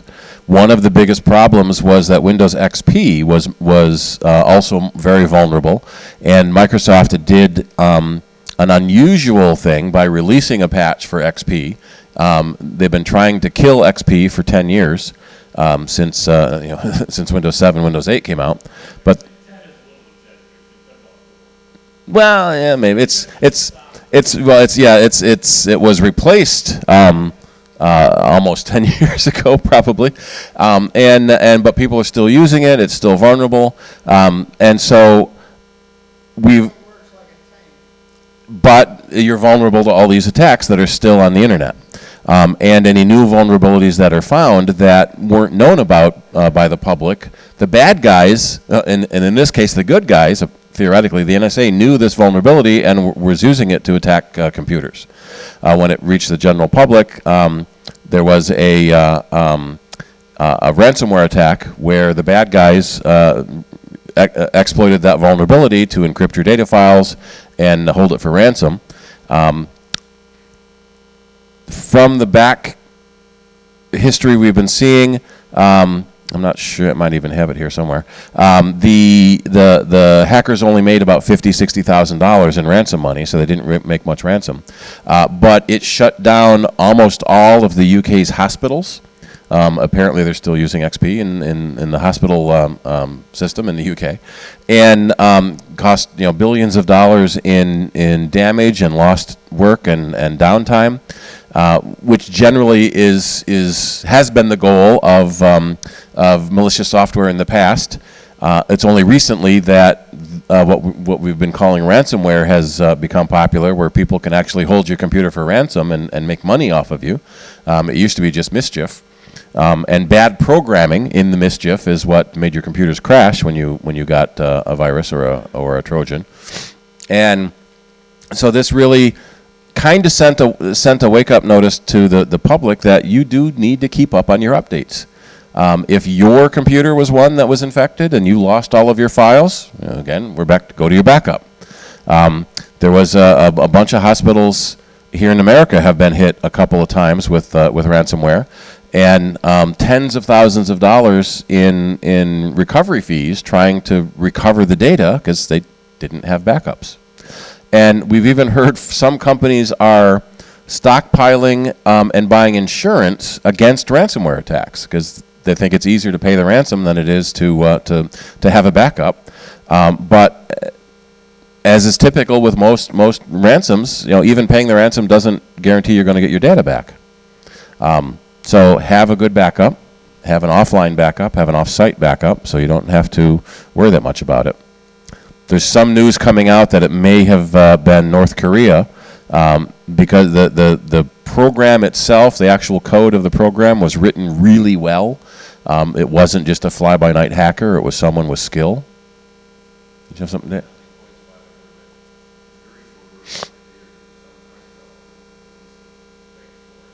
one of the early variants of WannaCry, it looked for a domain, and if that domain existed, it stopped propagating. So WannaCry came in from a fake email, and then infected all of the computers on your network through the SMD vulnerability. So it's what we call it was a daisy chain of vulnerabilities. And if it tried to contact this remote server, if it could contact it, it stopped propagating.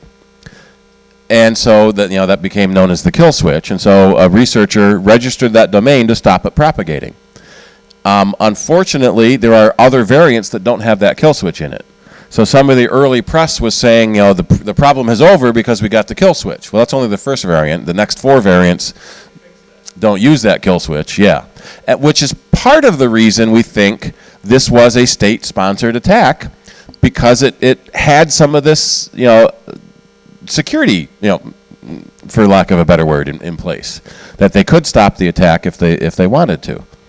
And so that's becoming the bigger issue, is that the NSA and the CIA, from the releases that have happened for them, are collecting vulnerabilities, they're collecting exploits, they're not telling the companies about them, they're not letting the companies fix them, they're holding them so that they can exploit them for their own uses. So there's been a lot of interesting talk about who's to blame.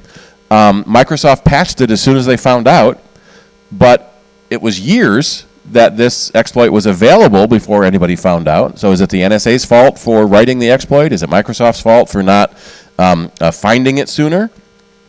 They patched it as soon as they could. People didn't install the patch and were still infected by it. So it's sent a shiver through the community.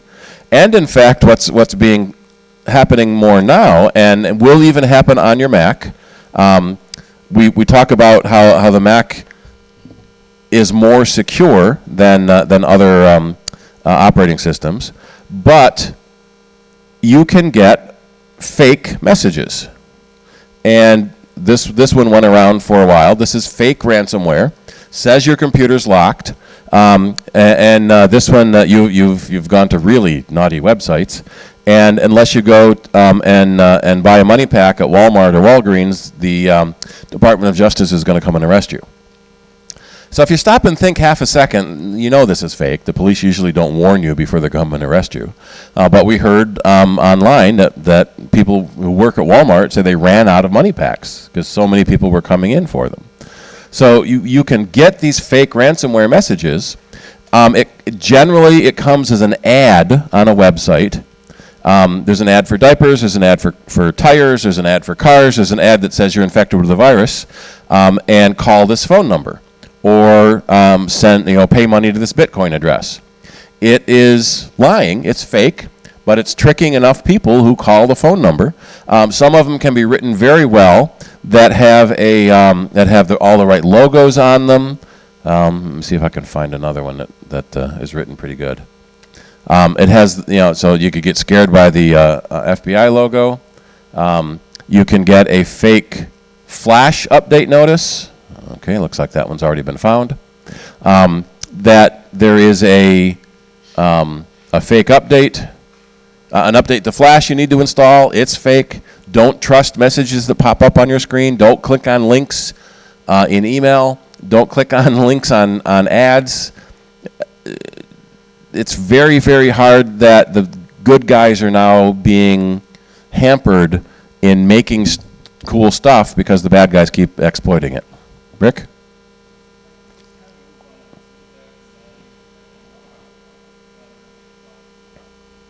Yeah. All right, so let's talk Apple. So the Worldwide Developer Conference last week, do we have time for a 5-minute video? I think we do. As typical, they prefaced the developer conference with a fun little video. And I can't spell Apple.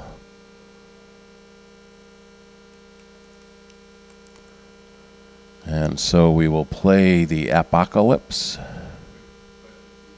Yep. Yes, thank you. I better turn that back on. Go back over here and turn on my face. There we are. And so the apocalypse. Oh, pause, and I need my output to go to. Oh, I need another cable to get the audio out. Well, audio output. Speakers, and where's the other cable? Oop, excuse me just a second. Oh, where's the other cable that was in here? Not in there. Mini stereo to left and right Y. There it is. And it got put back in the wrong bag last month. It's in there.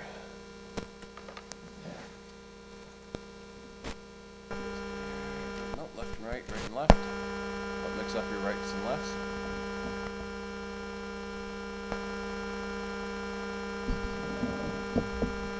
Make sure to keep your ID with you because you're going to need to badge in every time you re-enter. Cafeteria is on the 4th floor, and we generally take lunch about 12:30. This is where I'm sitting? For now, yeah. With the big move coming up, it's kind of crazy around here. I promise it's only temporary. All right, thank you.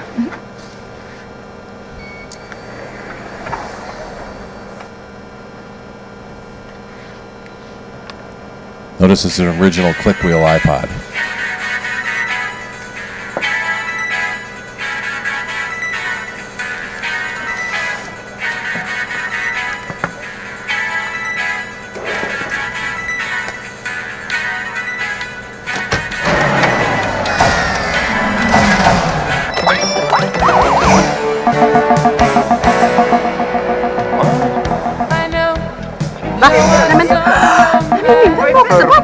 Ada apa, Ro? Nej!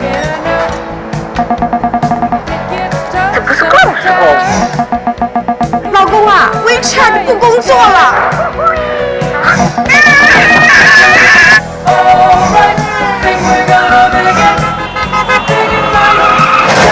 Come on! We need Airbnb! This is not an Airbnb! Where are we, man? I don't know, man! I don't even know what city we're in! Look out!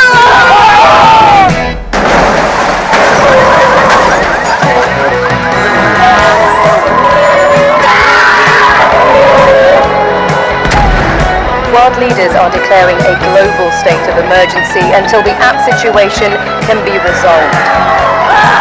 Selfies! Get ready! Selfies! Selfies! Apocalypse is nigh! Apocalypse is nigh! Okay, who wants to go first?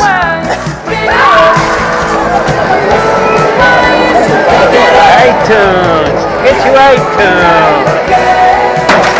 Do you think we should have gone with the puppy face? I just ate this whole pizza by myself!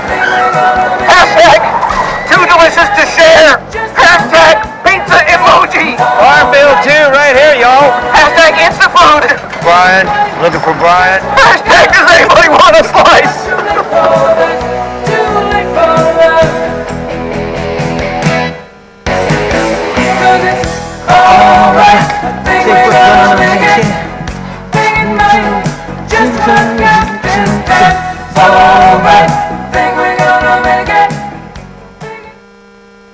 So we got a kick out of that.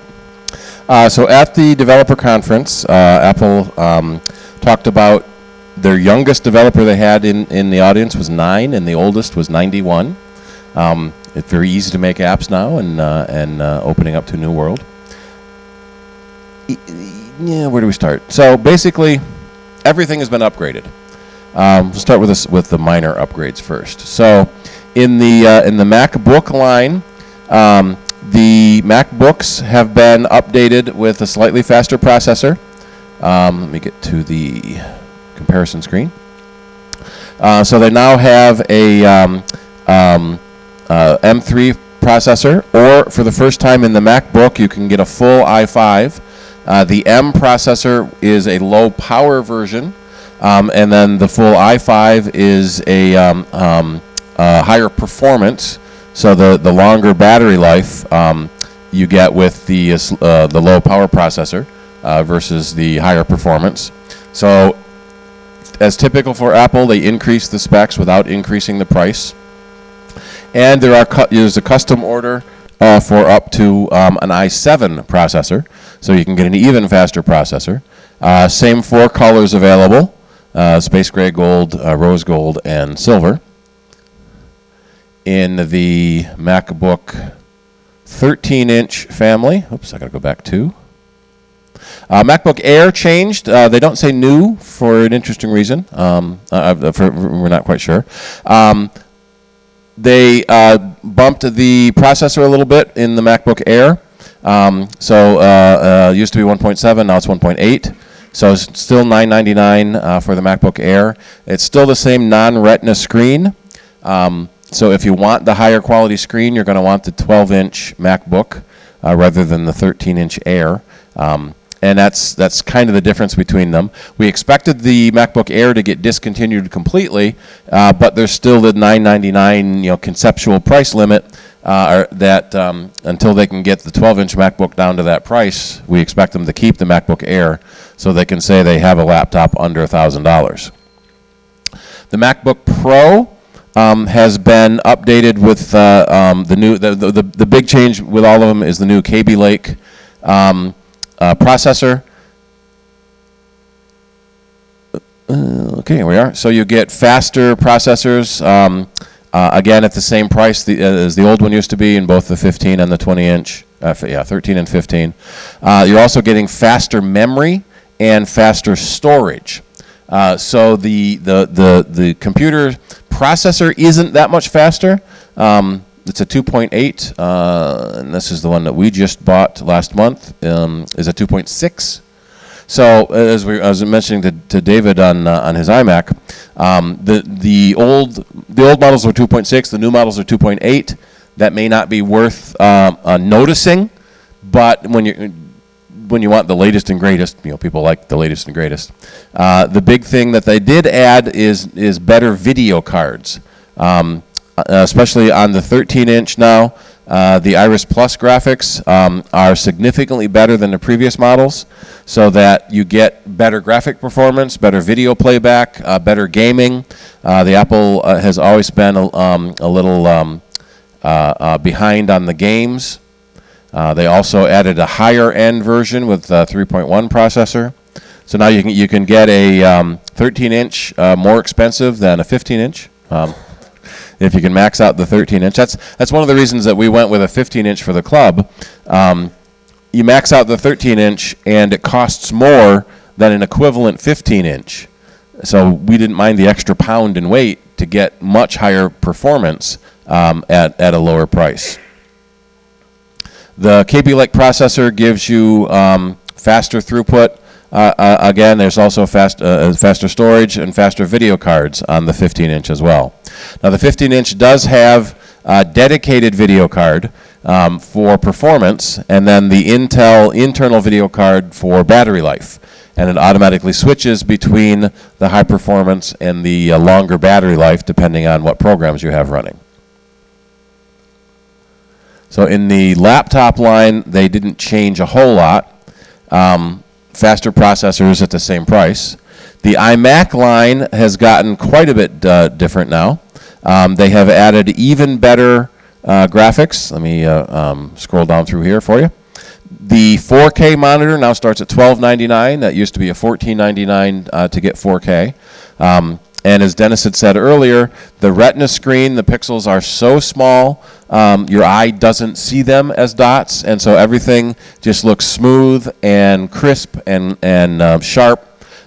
Pictures look especially good with the brighter screen. Actually, let's just go down through the different options here. Faster processors with the i5 and i7. Bigger fusion drives, better graphic capability. So your graphics can be up to almost twice as fast for editing video. And a lot of people say, well, I don't edit video. But you might shoot a video on your iPhone and bring it in and add a title to it. That's editing video. It doesn't have to be super high-end Hollywood stuff now. Average people can make some pretty cool videos on their own machine. Faster upgrade options available for up to the 4.2 gigahertz, 4.5 gigahertz on the high end. The SSD drives are 50% faster. 3 terabyte fusion drive if you need the space. The VR helmet. They now have decent enough graphics to be able to do VR.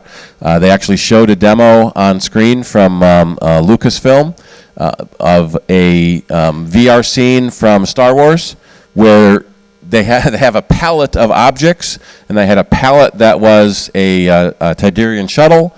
They had so you want to put a tree in. They put some rocks in. They put some lava in. They put a shuttle in. They put Darth Vader in, and all while she was maneuvering in a VR world with the headset, so that you can immerse yourself. And right now, VR is kind of useful in gaming. But we're seeing an explosion in VR in education and learning and medicine. Remote medicine, where you can have a specialist in another city do a what's the word I want? A consult on an exam through VR, through the super high quality VR. The brilliant the Retina screen again. They've made it even better. 500 nits. I looked up what a nit was once. I think it's equivalent to a candle per square meter. And they have increased the bit depth. So you may have, if you've been in the computer world long enough, you might remember 24-bit color, where you have 3 bits for red, green, and blue. They've now gone to 10-bit color, so you get even more colors on screen. So the pictures are even more vibrant and clear and look even prettier. They've added Thunderbolt 3 onto the new iMacs, so you don't have to, where's the picture of the back? There we are. So you've got 2 Thunderbolt 3s, and you still have 4 USB-As. They did not remove the USB-As like they did on the laptops. So on the 13-inch and 15-inch laptops, you only have Thunderbolt 3, which is the new smaller USB Type-C connector. Thunderbolt is backward compatible with USB, with mini DisplayPort, with FireWire, so you can get adapters for all your old peripherals. And even on the laptops, you need an adapter for your old USB-A devices. The old USB came out in '98. It is pretty old. So it was really nice that they left the 4 USB-A ports, 2 Thunderbolt 2 ports, that gigabit Ethernet, you have your SD card reader, and still a headphone jack. We don't need one on the iPhone apparently, but they left one on the computers. So Thunderbolt 3 is twice as fast as Thunderbolt 2, which was twice as fast as Thunderbolt 1. So super high-speed RAID arrays. VR generally would run over Thunderbolt because it needs that speed. You can also now plug in external video cards. One of the things that video Hollywood-type video editors want is more video card processing to render the next Star Wars movie. You can use Thunderbolt 3 to plug in external video cards. So it's a nice way to be able to make your machine run even faster for longer. And the neat thing is you can connect a 5K display or 2 4K displays along with your Mac screen. So you can have your 27-inch Mac screen, and then you put 2 4K displays, one on either side. So if you really need a lot of screen space. And it's 5 millimeters thin at the edge. Of course, everyone is quick to point out it's about 40 millimeters when you get down to the center, but very thin on the edges. And the display panel is now even thinner, and the glass is closer to the LCD panel, so there's even less glare than before. And there we talked earlier about the speakers. The speaker grills come out the bottom, and it's amazing the amount of sound you can get out of speakers that are 5 millimeters wide. A lot of people just assume they need external speakers, but for most of the time you don't. They are really good speakers, even though they're so tiny. And then all the extra stuff they make. They finally are now making a wireless extended keyboard. A lot of people like the extended keyboard with the keypad on it. It's really popular in like financial institutions where you type in a lot of numbers, but it's sometimes just kind of nice to have that extended keyboard. So you can now get that in addition to the smaller standard keyboard. And let's see, the new OS. And so the iMac starts at $1099, and that is a dual core i5. Let me just get to that window. And one of the things that we have tried saying in our store, so it's a 2.3 dual core i5, 8 gigs of RAM, terabyte hard drive, with shared graphics. The Iris graphics are built into the chip, and they share part of your main memory. So it's designed for low cost, for $10.99. For $12.99, you're getting a quad processor, you're getting faster memory, you're getting much better video card, and you're getting a Retina screen. So that $200 is a much better investment. So if you're looking at buying a new Mac and you're looking at the lower end, try to wait until you save up that another $200 to get at least the middle model. What we do see is the $10.99 model is going into schools a lot where they don't need the kind of performance. But even if a home user, you don't need the quad processor and the super whiz-bang performance, it does mean it's going to last longer before it feels old and you want to return or replace it. So you might get 5, 6, 7 years out of it instead of 3 or 4 or 5.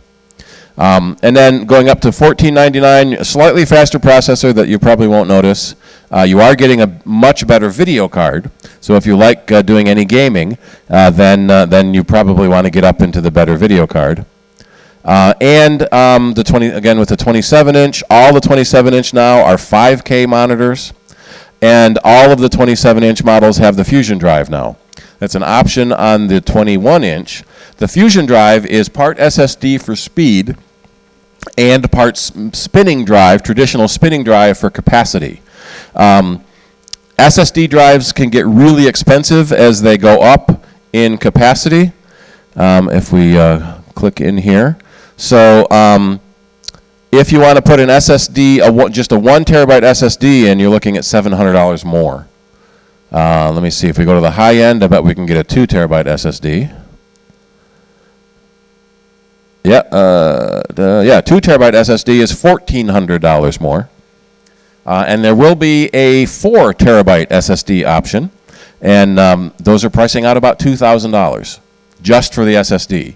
So we all want SSD only, but it's too expensive. So the Fusion drive, you can get a 3 terabyte Fusion drive, you get part SSD for speed and part spinning drive, yeah. But the 21-inch still essentially configuration locked at the factory, and the 27-inch upgradable. So yeah, the question was about upgrading. The 21-inch, the RAM and the storage are soldered. So you cannot upgrade them later. So what's one of the other options, you'll buy what you think you're going to need now. Wait, am I still on? Yeah, I'm still on 27-inch, sorry. With the 21-inch, you can get up to 32 gigs of RAM. They've not on that one, though. They doubled the maximum RAM. So on the 21-inch, you can configure it with up to 32 gigs of RAM and up to a 1 terabyte SSD. The current, and we haven't dug into that completely yet, the current 1099 iMac is soldered RAM. The 1299, 1499 iMacs, they're socketed, but the sockets are not user accessible. So it takes us about 2 hours to tear the thing all the way apart, to put in more RAM, to put it all back together again. So generally we say, yeah, if you think you're going to want more RAM, buy it now. On the 27-inch, there are sockets on the back. At least there was. We haven't seen yet on the latest model. Let me go back a couple of pages and see if I can get to that. That the 27-inch will be able to be upgraded later with user accessible memory slots. We're not sure on the. Okay, it says configurable, not upgradable. But okay, good, user accessible slots. So you can get up to 64 gigs of memory in the 27-inch with the user accessible slots. That's good. And the 21-inch model uses a 2.5-inch drive, and the 27-inch model uses a 3.5-inch drive. So that's one of the reasons why you can get bigger capacities on the 27, is there's just more room on the inside for it. So the prices are the same as they were. So if you like David just recently bought a Mac, within 2 weeks, you can either get a refund for the difference. They sometimes call that price protection, or you can return your old one, your old new one, and get a new one. For the same price, you're getting faster processor, you're getting faster memory, you're getting faster storage, and you're getting a bigger, brighter screen. So some people like to have the latest and greatest. The new super cool machine is now the iMac Pro. This is not the replacement for the Mac Pro yet. There is a new Mac Pro coming. They're going to move away from the cylinder, the non-upgradable cylinder that was such a cool design, but is not what pros want because you can't easily upgrade it. And they're going to go back to something like a mini tower upgrade. We don't know for sure yet, but they did announce a couple of months ago that they're working on that. The iMac Pro, we think, has been in the pipeline for at least a year, based on the specs that it's got, and it was very surprising when Apple came out and talked about an unannounced product. There must have been enough rumblings in the wind that a lot of people have moved away from the Mac Pro to a Windows machine because they need something newer. The Mac Pro is 3 years old and hasn't been upgraded much. And 3 years in computer terms is a lot. We like to say that like it's 7 dog years in a human year. Computer years are about 10 to 15. So your 5-year-old computer that you think is pretty new, it's 25, 30, 40, 50 years in human years. So now the iMac Pro is now space gray. It's not silver anymore. And it's even more whiz-bang. It is more of a pro machine. Won't be available until December, and some of that is because of the video card they threw in it. And it is configurable with up to 18 cores. So it's going to start with 8 cores.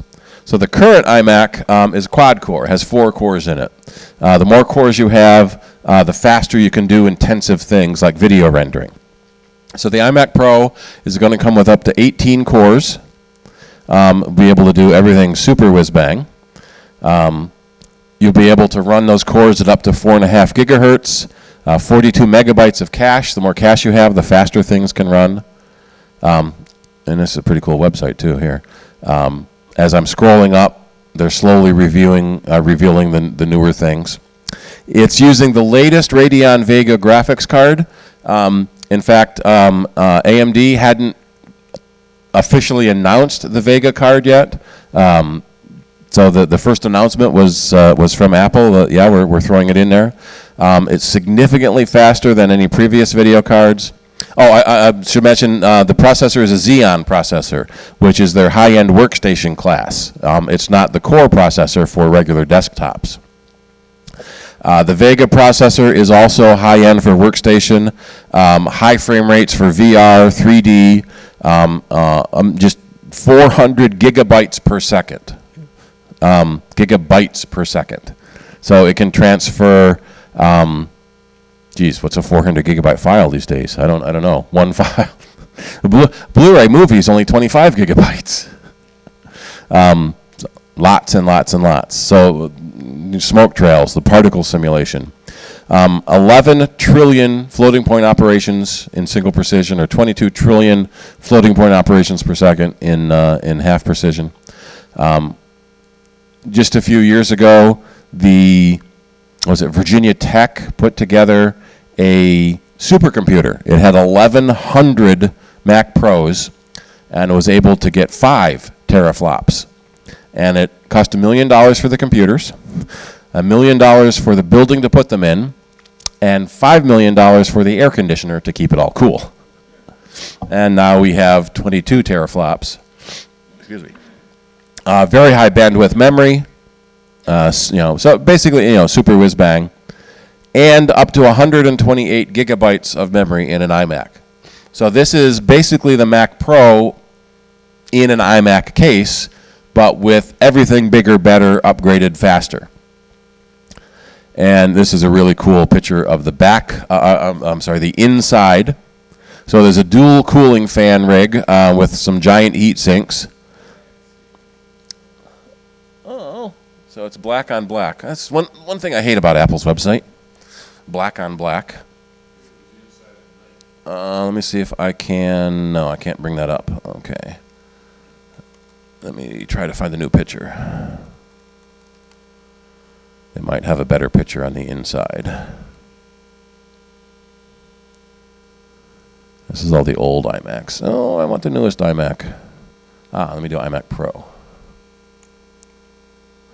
I had the wallpaper on my iMac set to be the inside of the iMac for a while. Nope. Nobody has a picture of it yet. Too new. So it's got two giant fans, one here, one here. It looks like a Roman column up through the center, and then 2 fans on the outside. 128 gigs of RAM. 4 terabyte flash drive for $2,000. Super video performance, Sirius I/O. So this one, it has 4 Thunderbolt 3 ports, so you can connect 2 5K monitors or 4 4K monitors to go along with your iMac. So you got 4 Thunderbolt 3 ports, have 44 million pixels running, and a 10 gigabit Ethernet. Most of your computers now are only 1 gigabit Ethernet, so that the high-end video needs the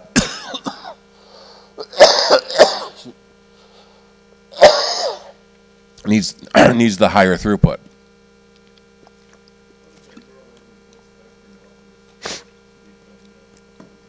Spectrum's highest speed is 60, and this is 10,000. 60 megabit, 10,000, 1,000 gigabit and a megabit. So 2 4K monitors or 2 5K or 4 4K. 50%, 500 nits, 43% brighter. 10-bit rendering, so super whiz bang, true colors. Is that picture any better? Nope, there's another picture there that you can't see. How about the animations? Yeah, there's the fans. So cold air gets sucked in, hot air gets pushed out. Even better speakers. Can't see that animation. Go to Apple's website, really cool animations. And it is space gray, as I mentioned earlier, so now you've got the really cool space gray iMac, because they've been silver for so long that no one knows you have the new one unless it's a different color. Let me see. This page, I think. Nope, this page is still. Let me see how well the video plays.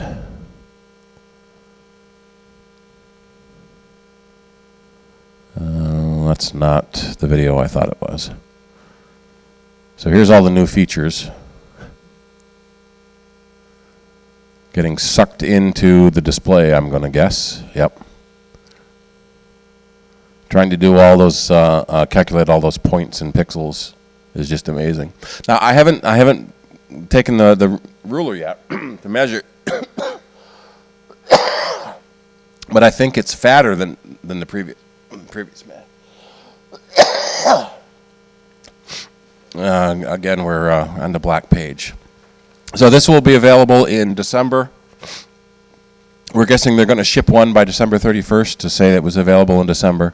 4 USB-A, 4 Thunderbolt 3, 10 gigabit Ethernet, still the SD card, and the headphone jack. It's going to start, and if they have it down here, it's going to start at $5,000. With the 8-core, I think 32 gigs of RAM, and the 2 terabyte drive, and that compares.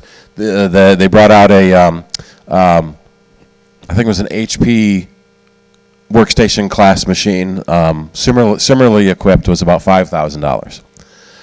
So at the very high end, you can get some screaming performance for less than it would be in a Windows machine.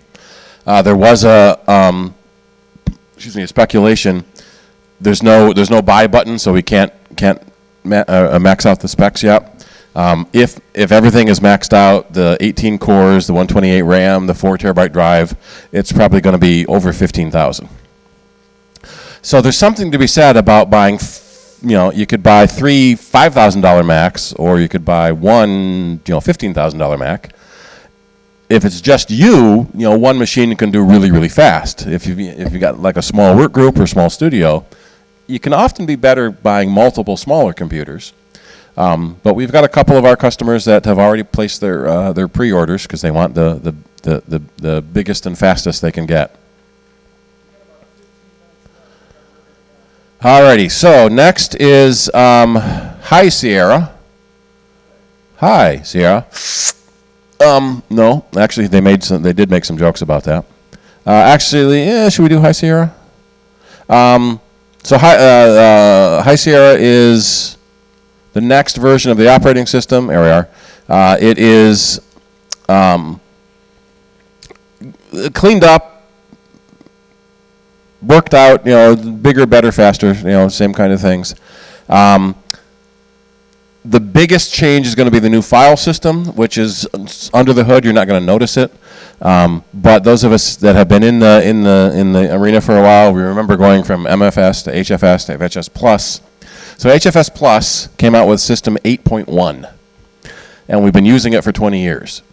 Now, AFS, the Apple filing system, is a more modern file system. It's 64-bit, so it can handle huge numbers of files. It's very, very fast.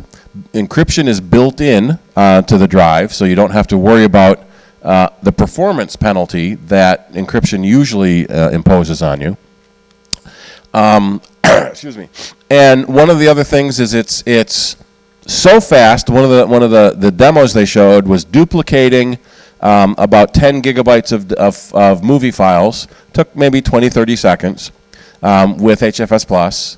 With AFS, it took about 3 seconds. The way the files are stored and managed, everything is just so much faster reading and writing your data. They've upgraded to a new video standard for 4K. So we used to use H.264. Now we're going to use H.265. Even better, even faster. That's a bug on their website. Oh, I got to click on it first. So you get 40% better compression from H.264. So playing movies is faster at higher quality. Faster graphics, bigger, better, faster, coming in late 2017 and will be available for running VR as well. And a lot of your apps are going to get speed improvements for without needing to be updated. One of the big things that we have been warned about is if you have any old 32-bit apps, they are going to be abandoned. So you'll have to upgrade to 64-bit apps, better photos. So I don't believe so. We've already started seeing warnings on the iPad with OS X. If you try to open an old app, it tells you this app won't work. In fact, the first warning message was the developer, this app may run slow, the developer needs to update it. And now with 10.3.2, the latest one, it says this app will not run on the next version. So we still have a very old version of FileMaker we need to run. So as we say, before you do a major upgrade like this, back up twice. Check your third-party apps to make sure they're compatible. We will have more information on High Sierra when it is finally released. In the iPad line, the iPad Pro got an upgrade. The 9.7-inch iPad Pro has now been discontinued, and we have a 10.5-inch iPad Pro. Bigger, better, faster. Come on. Bigger screen, faster processor, better everything else as typical in the upgrades. And suddenly our internet is slowing down. So while that's trying to load, one of the things, the side effects, is that at our store we have a lot of yesterday models that have now gone on sale. Yesterday they were the brand new model. Today they're the old model, and you can save a couple $100s on some of the models. So if you don't need to have the latest and greatest, there we are, you can often save a little money by going toward a previous model. And let's watch a quick film here.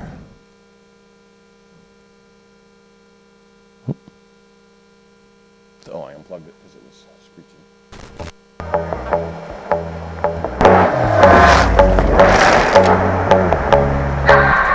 Can keep my hands on myself. Think I'll dust them off, put them back up on the shelf. Kiss my little baby girl as a need. Am I coming out of left field? Ooh, I'm a rebel just for kicks now. Let me kick it like it's 1986 now. Might be over now, I can feel it still. We could fight a war for peace. Give in to that easy living, goodbye to my hopes and dreams.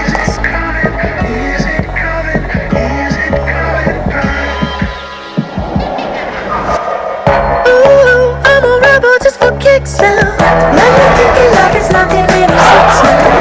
Might be over now, I can feel it still. Now I had your fill, I can feel it still.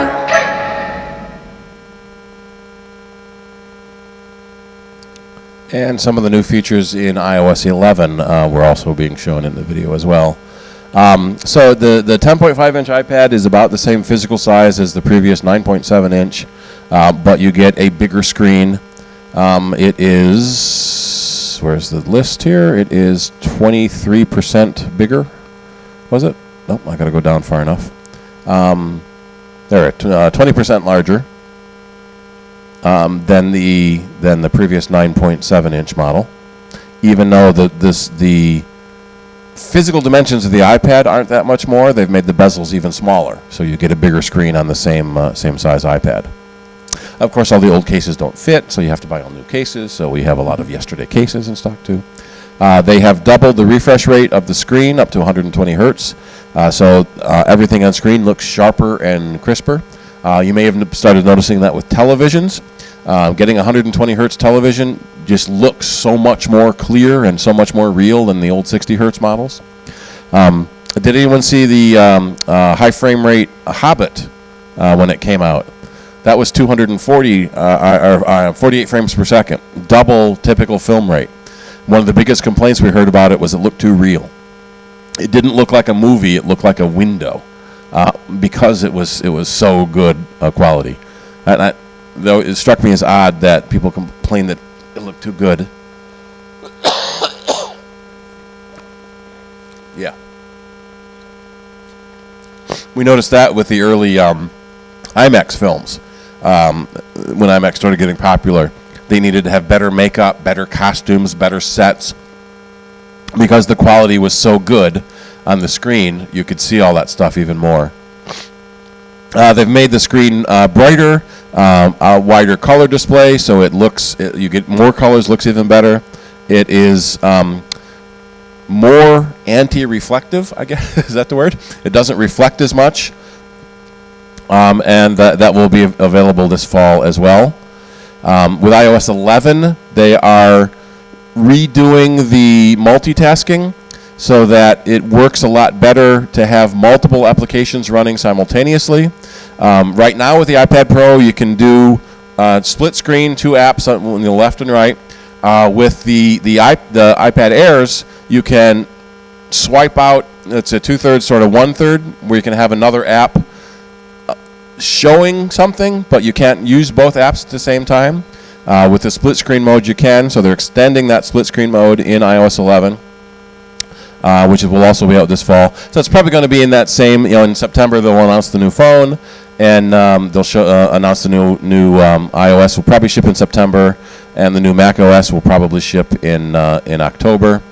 They've added a dock to the bottom of the screen so you can swipe up to get your common apps. So they're kind of adding some of the stuff the Mac has had into the iPad. For quite a few years now, we've been seeing the iPad stuff going to the Mac, and so it's nice to see the Mac stuff going back to the iPad. So you can have multiple apps running, one on top of the other, or straight split screen. So it's going to be a lot more productive, being able to drag and drop between windows. So adding a photo to an email is going to be a lot easier than it used to be. More ways to use the pencil, and I'm only like a third of down. Bigger, better, faster. When it finally is released, we'll have a full meeting on it as well. Lastly, two things left. The Apple Watch, new bands. There's always new bands, and come on. They've added Toy Story watch faces, so you can now get Buzz and Woody and Jessie, the cowgirl. And the HomePod is another one that will be coming out later this fall. So the HomePod is kind of a cross between a Sonos wireless speaker and the Amazon Alexa or Google Home. Alexa, call Mom, for anyone that's listening at home. So it is a wireless speaker dome, and so it can be used to play your music. It can also be used to link in with Siri to do voice interaction, like you might have seen on the commercials for Hey Siri, play my favorites.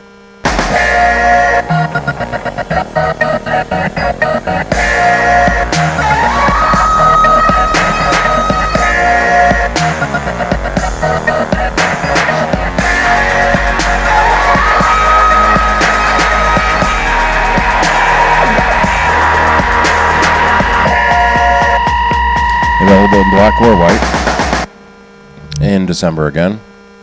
So it's the biggest criticism we've heard already, even though no one has seen it yet, is it's going to be $350. Pardon? For one, yep, there's the inside of it. Looks really cool. Can you see that? There we go. White background, Apple, please. White backgrounds. A 7-tweeter array, 6 microphones. So it's a $200 Sonos Play 1, but with more speakers in it, so the sound is even better. Plus the $100 Amazon Echo for Siri voice interaction, plus the $100 Google Home for all of the internet connectivity. So it's for what it adds, it's not a bad price, but it's still going to end up being sold in competition with the $100 Echo and the $100 Google Home. So as we see more, and again, as we'll get them, we'll have a bigger meeting on it. Excuse me, when it comes out. They've added a new enhanced AirPlay. So if you do have multiple of course, you have multiple HomePods in multiple rooms, it will be able to hear you and react accordingly. And it's got the Siri logo screen thing on the top. So they haven't shown all it can do yet, but it does link in with HomeKit, so it can be your HomeKit hub. There was a lot of expectation that Apple TV would come out and be your HomeKit hub. So HomeKit is a way to control all of your smart devices, your lights and thermostats and things in your home through a single HomeKit platform and a single app. So as you drive home, your phone knows your geographic location. So as you drive up your driveway, the garage door knows your home and opens for you. The lights turn on because it knows your home. And the reverse, when you leave home, your doors can all lock, your lights will shut off, your thermostat goes down because it knows. Alrighty, did I miss anything? I know it was a lot. As we actually start seeing some of these products, we will have a hands-on and a deeper presentation. If you want, watch the keynote. It was 3 hours long, so it's I haven't got through it all myself yet.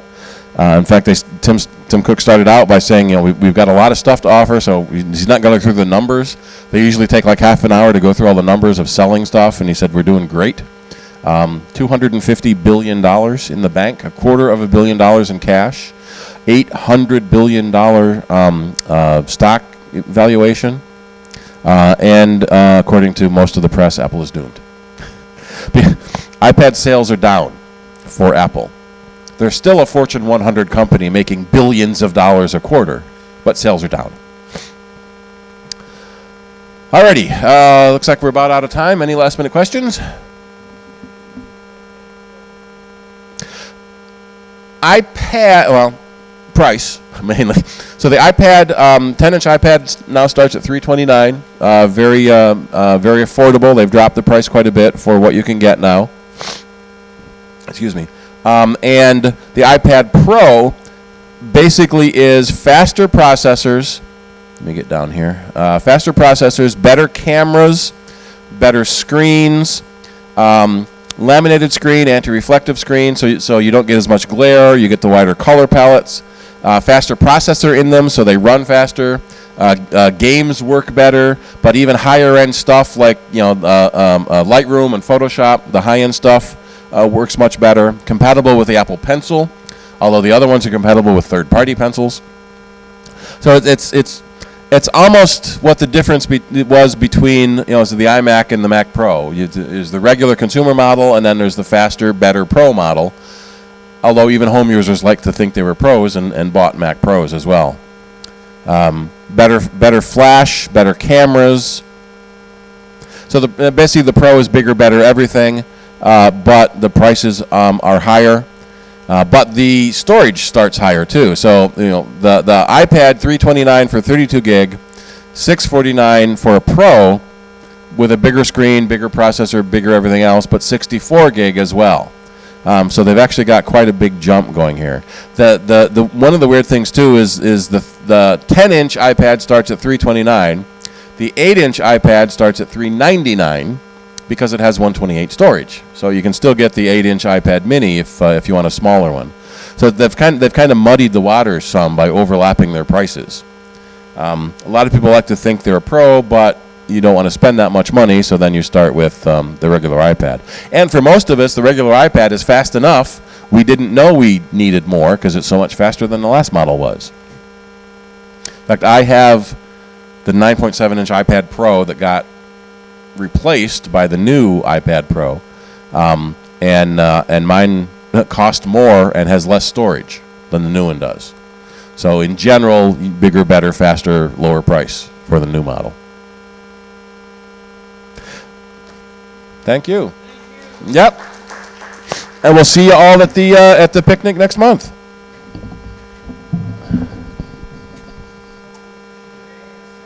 Yeah, we are doing Q&A on Saturday at the JCC. Bob is doing his green apples at his house, Ashbourne Street Drive, somewhere near the 12 Corners area.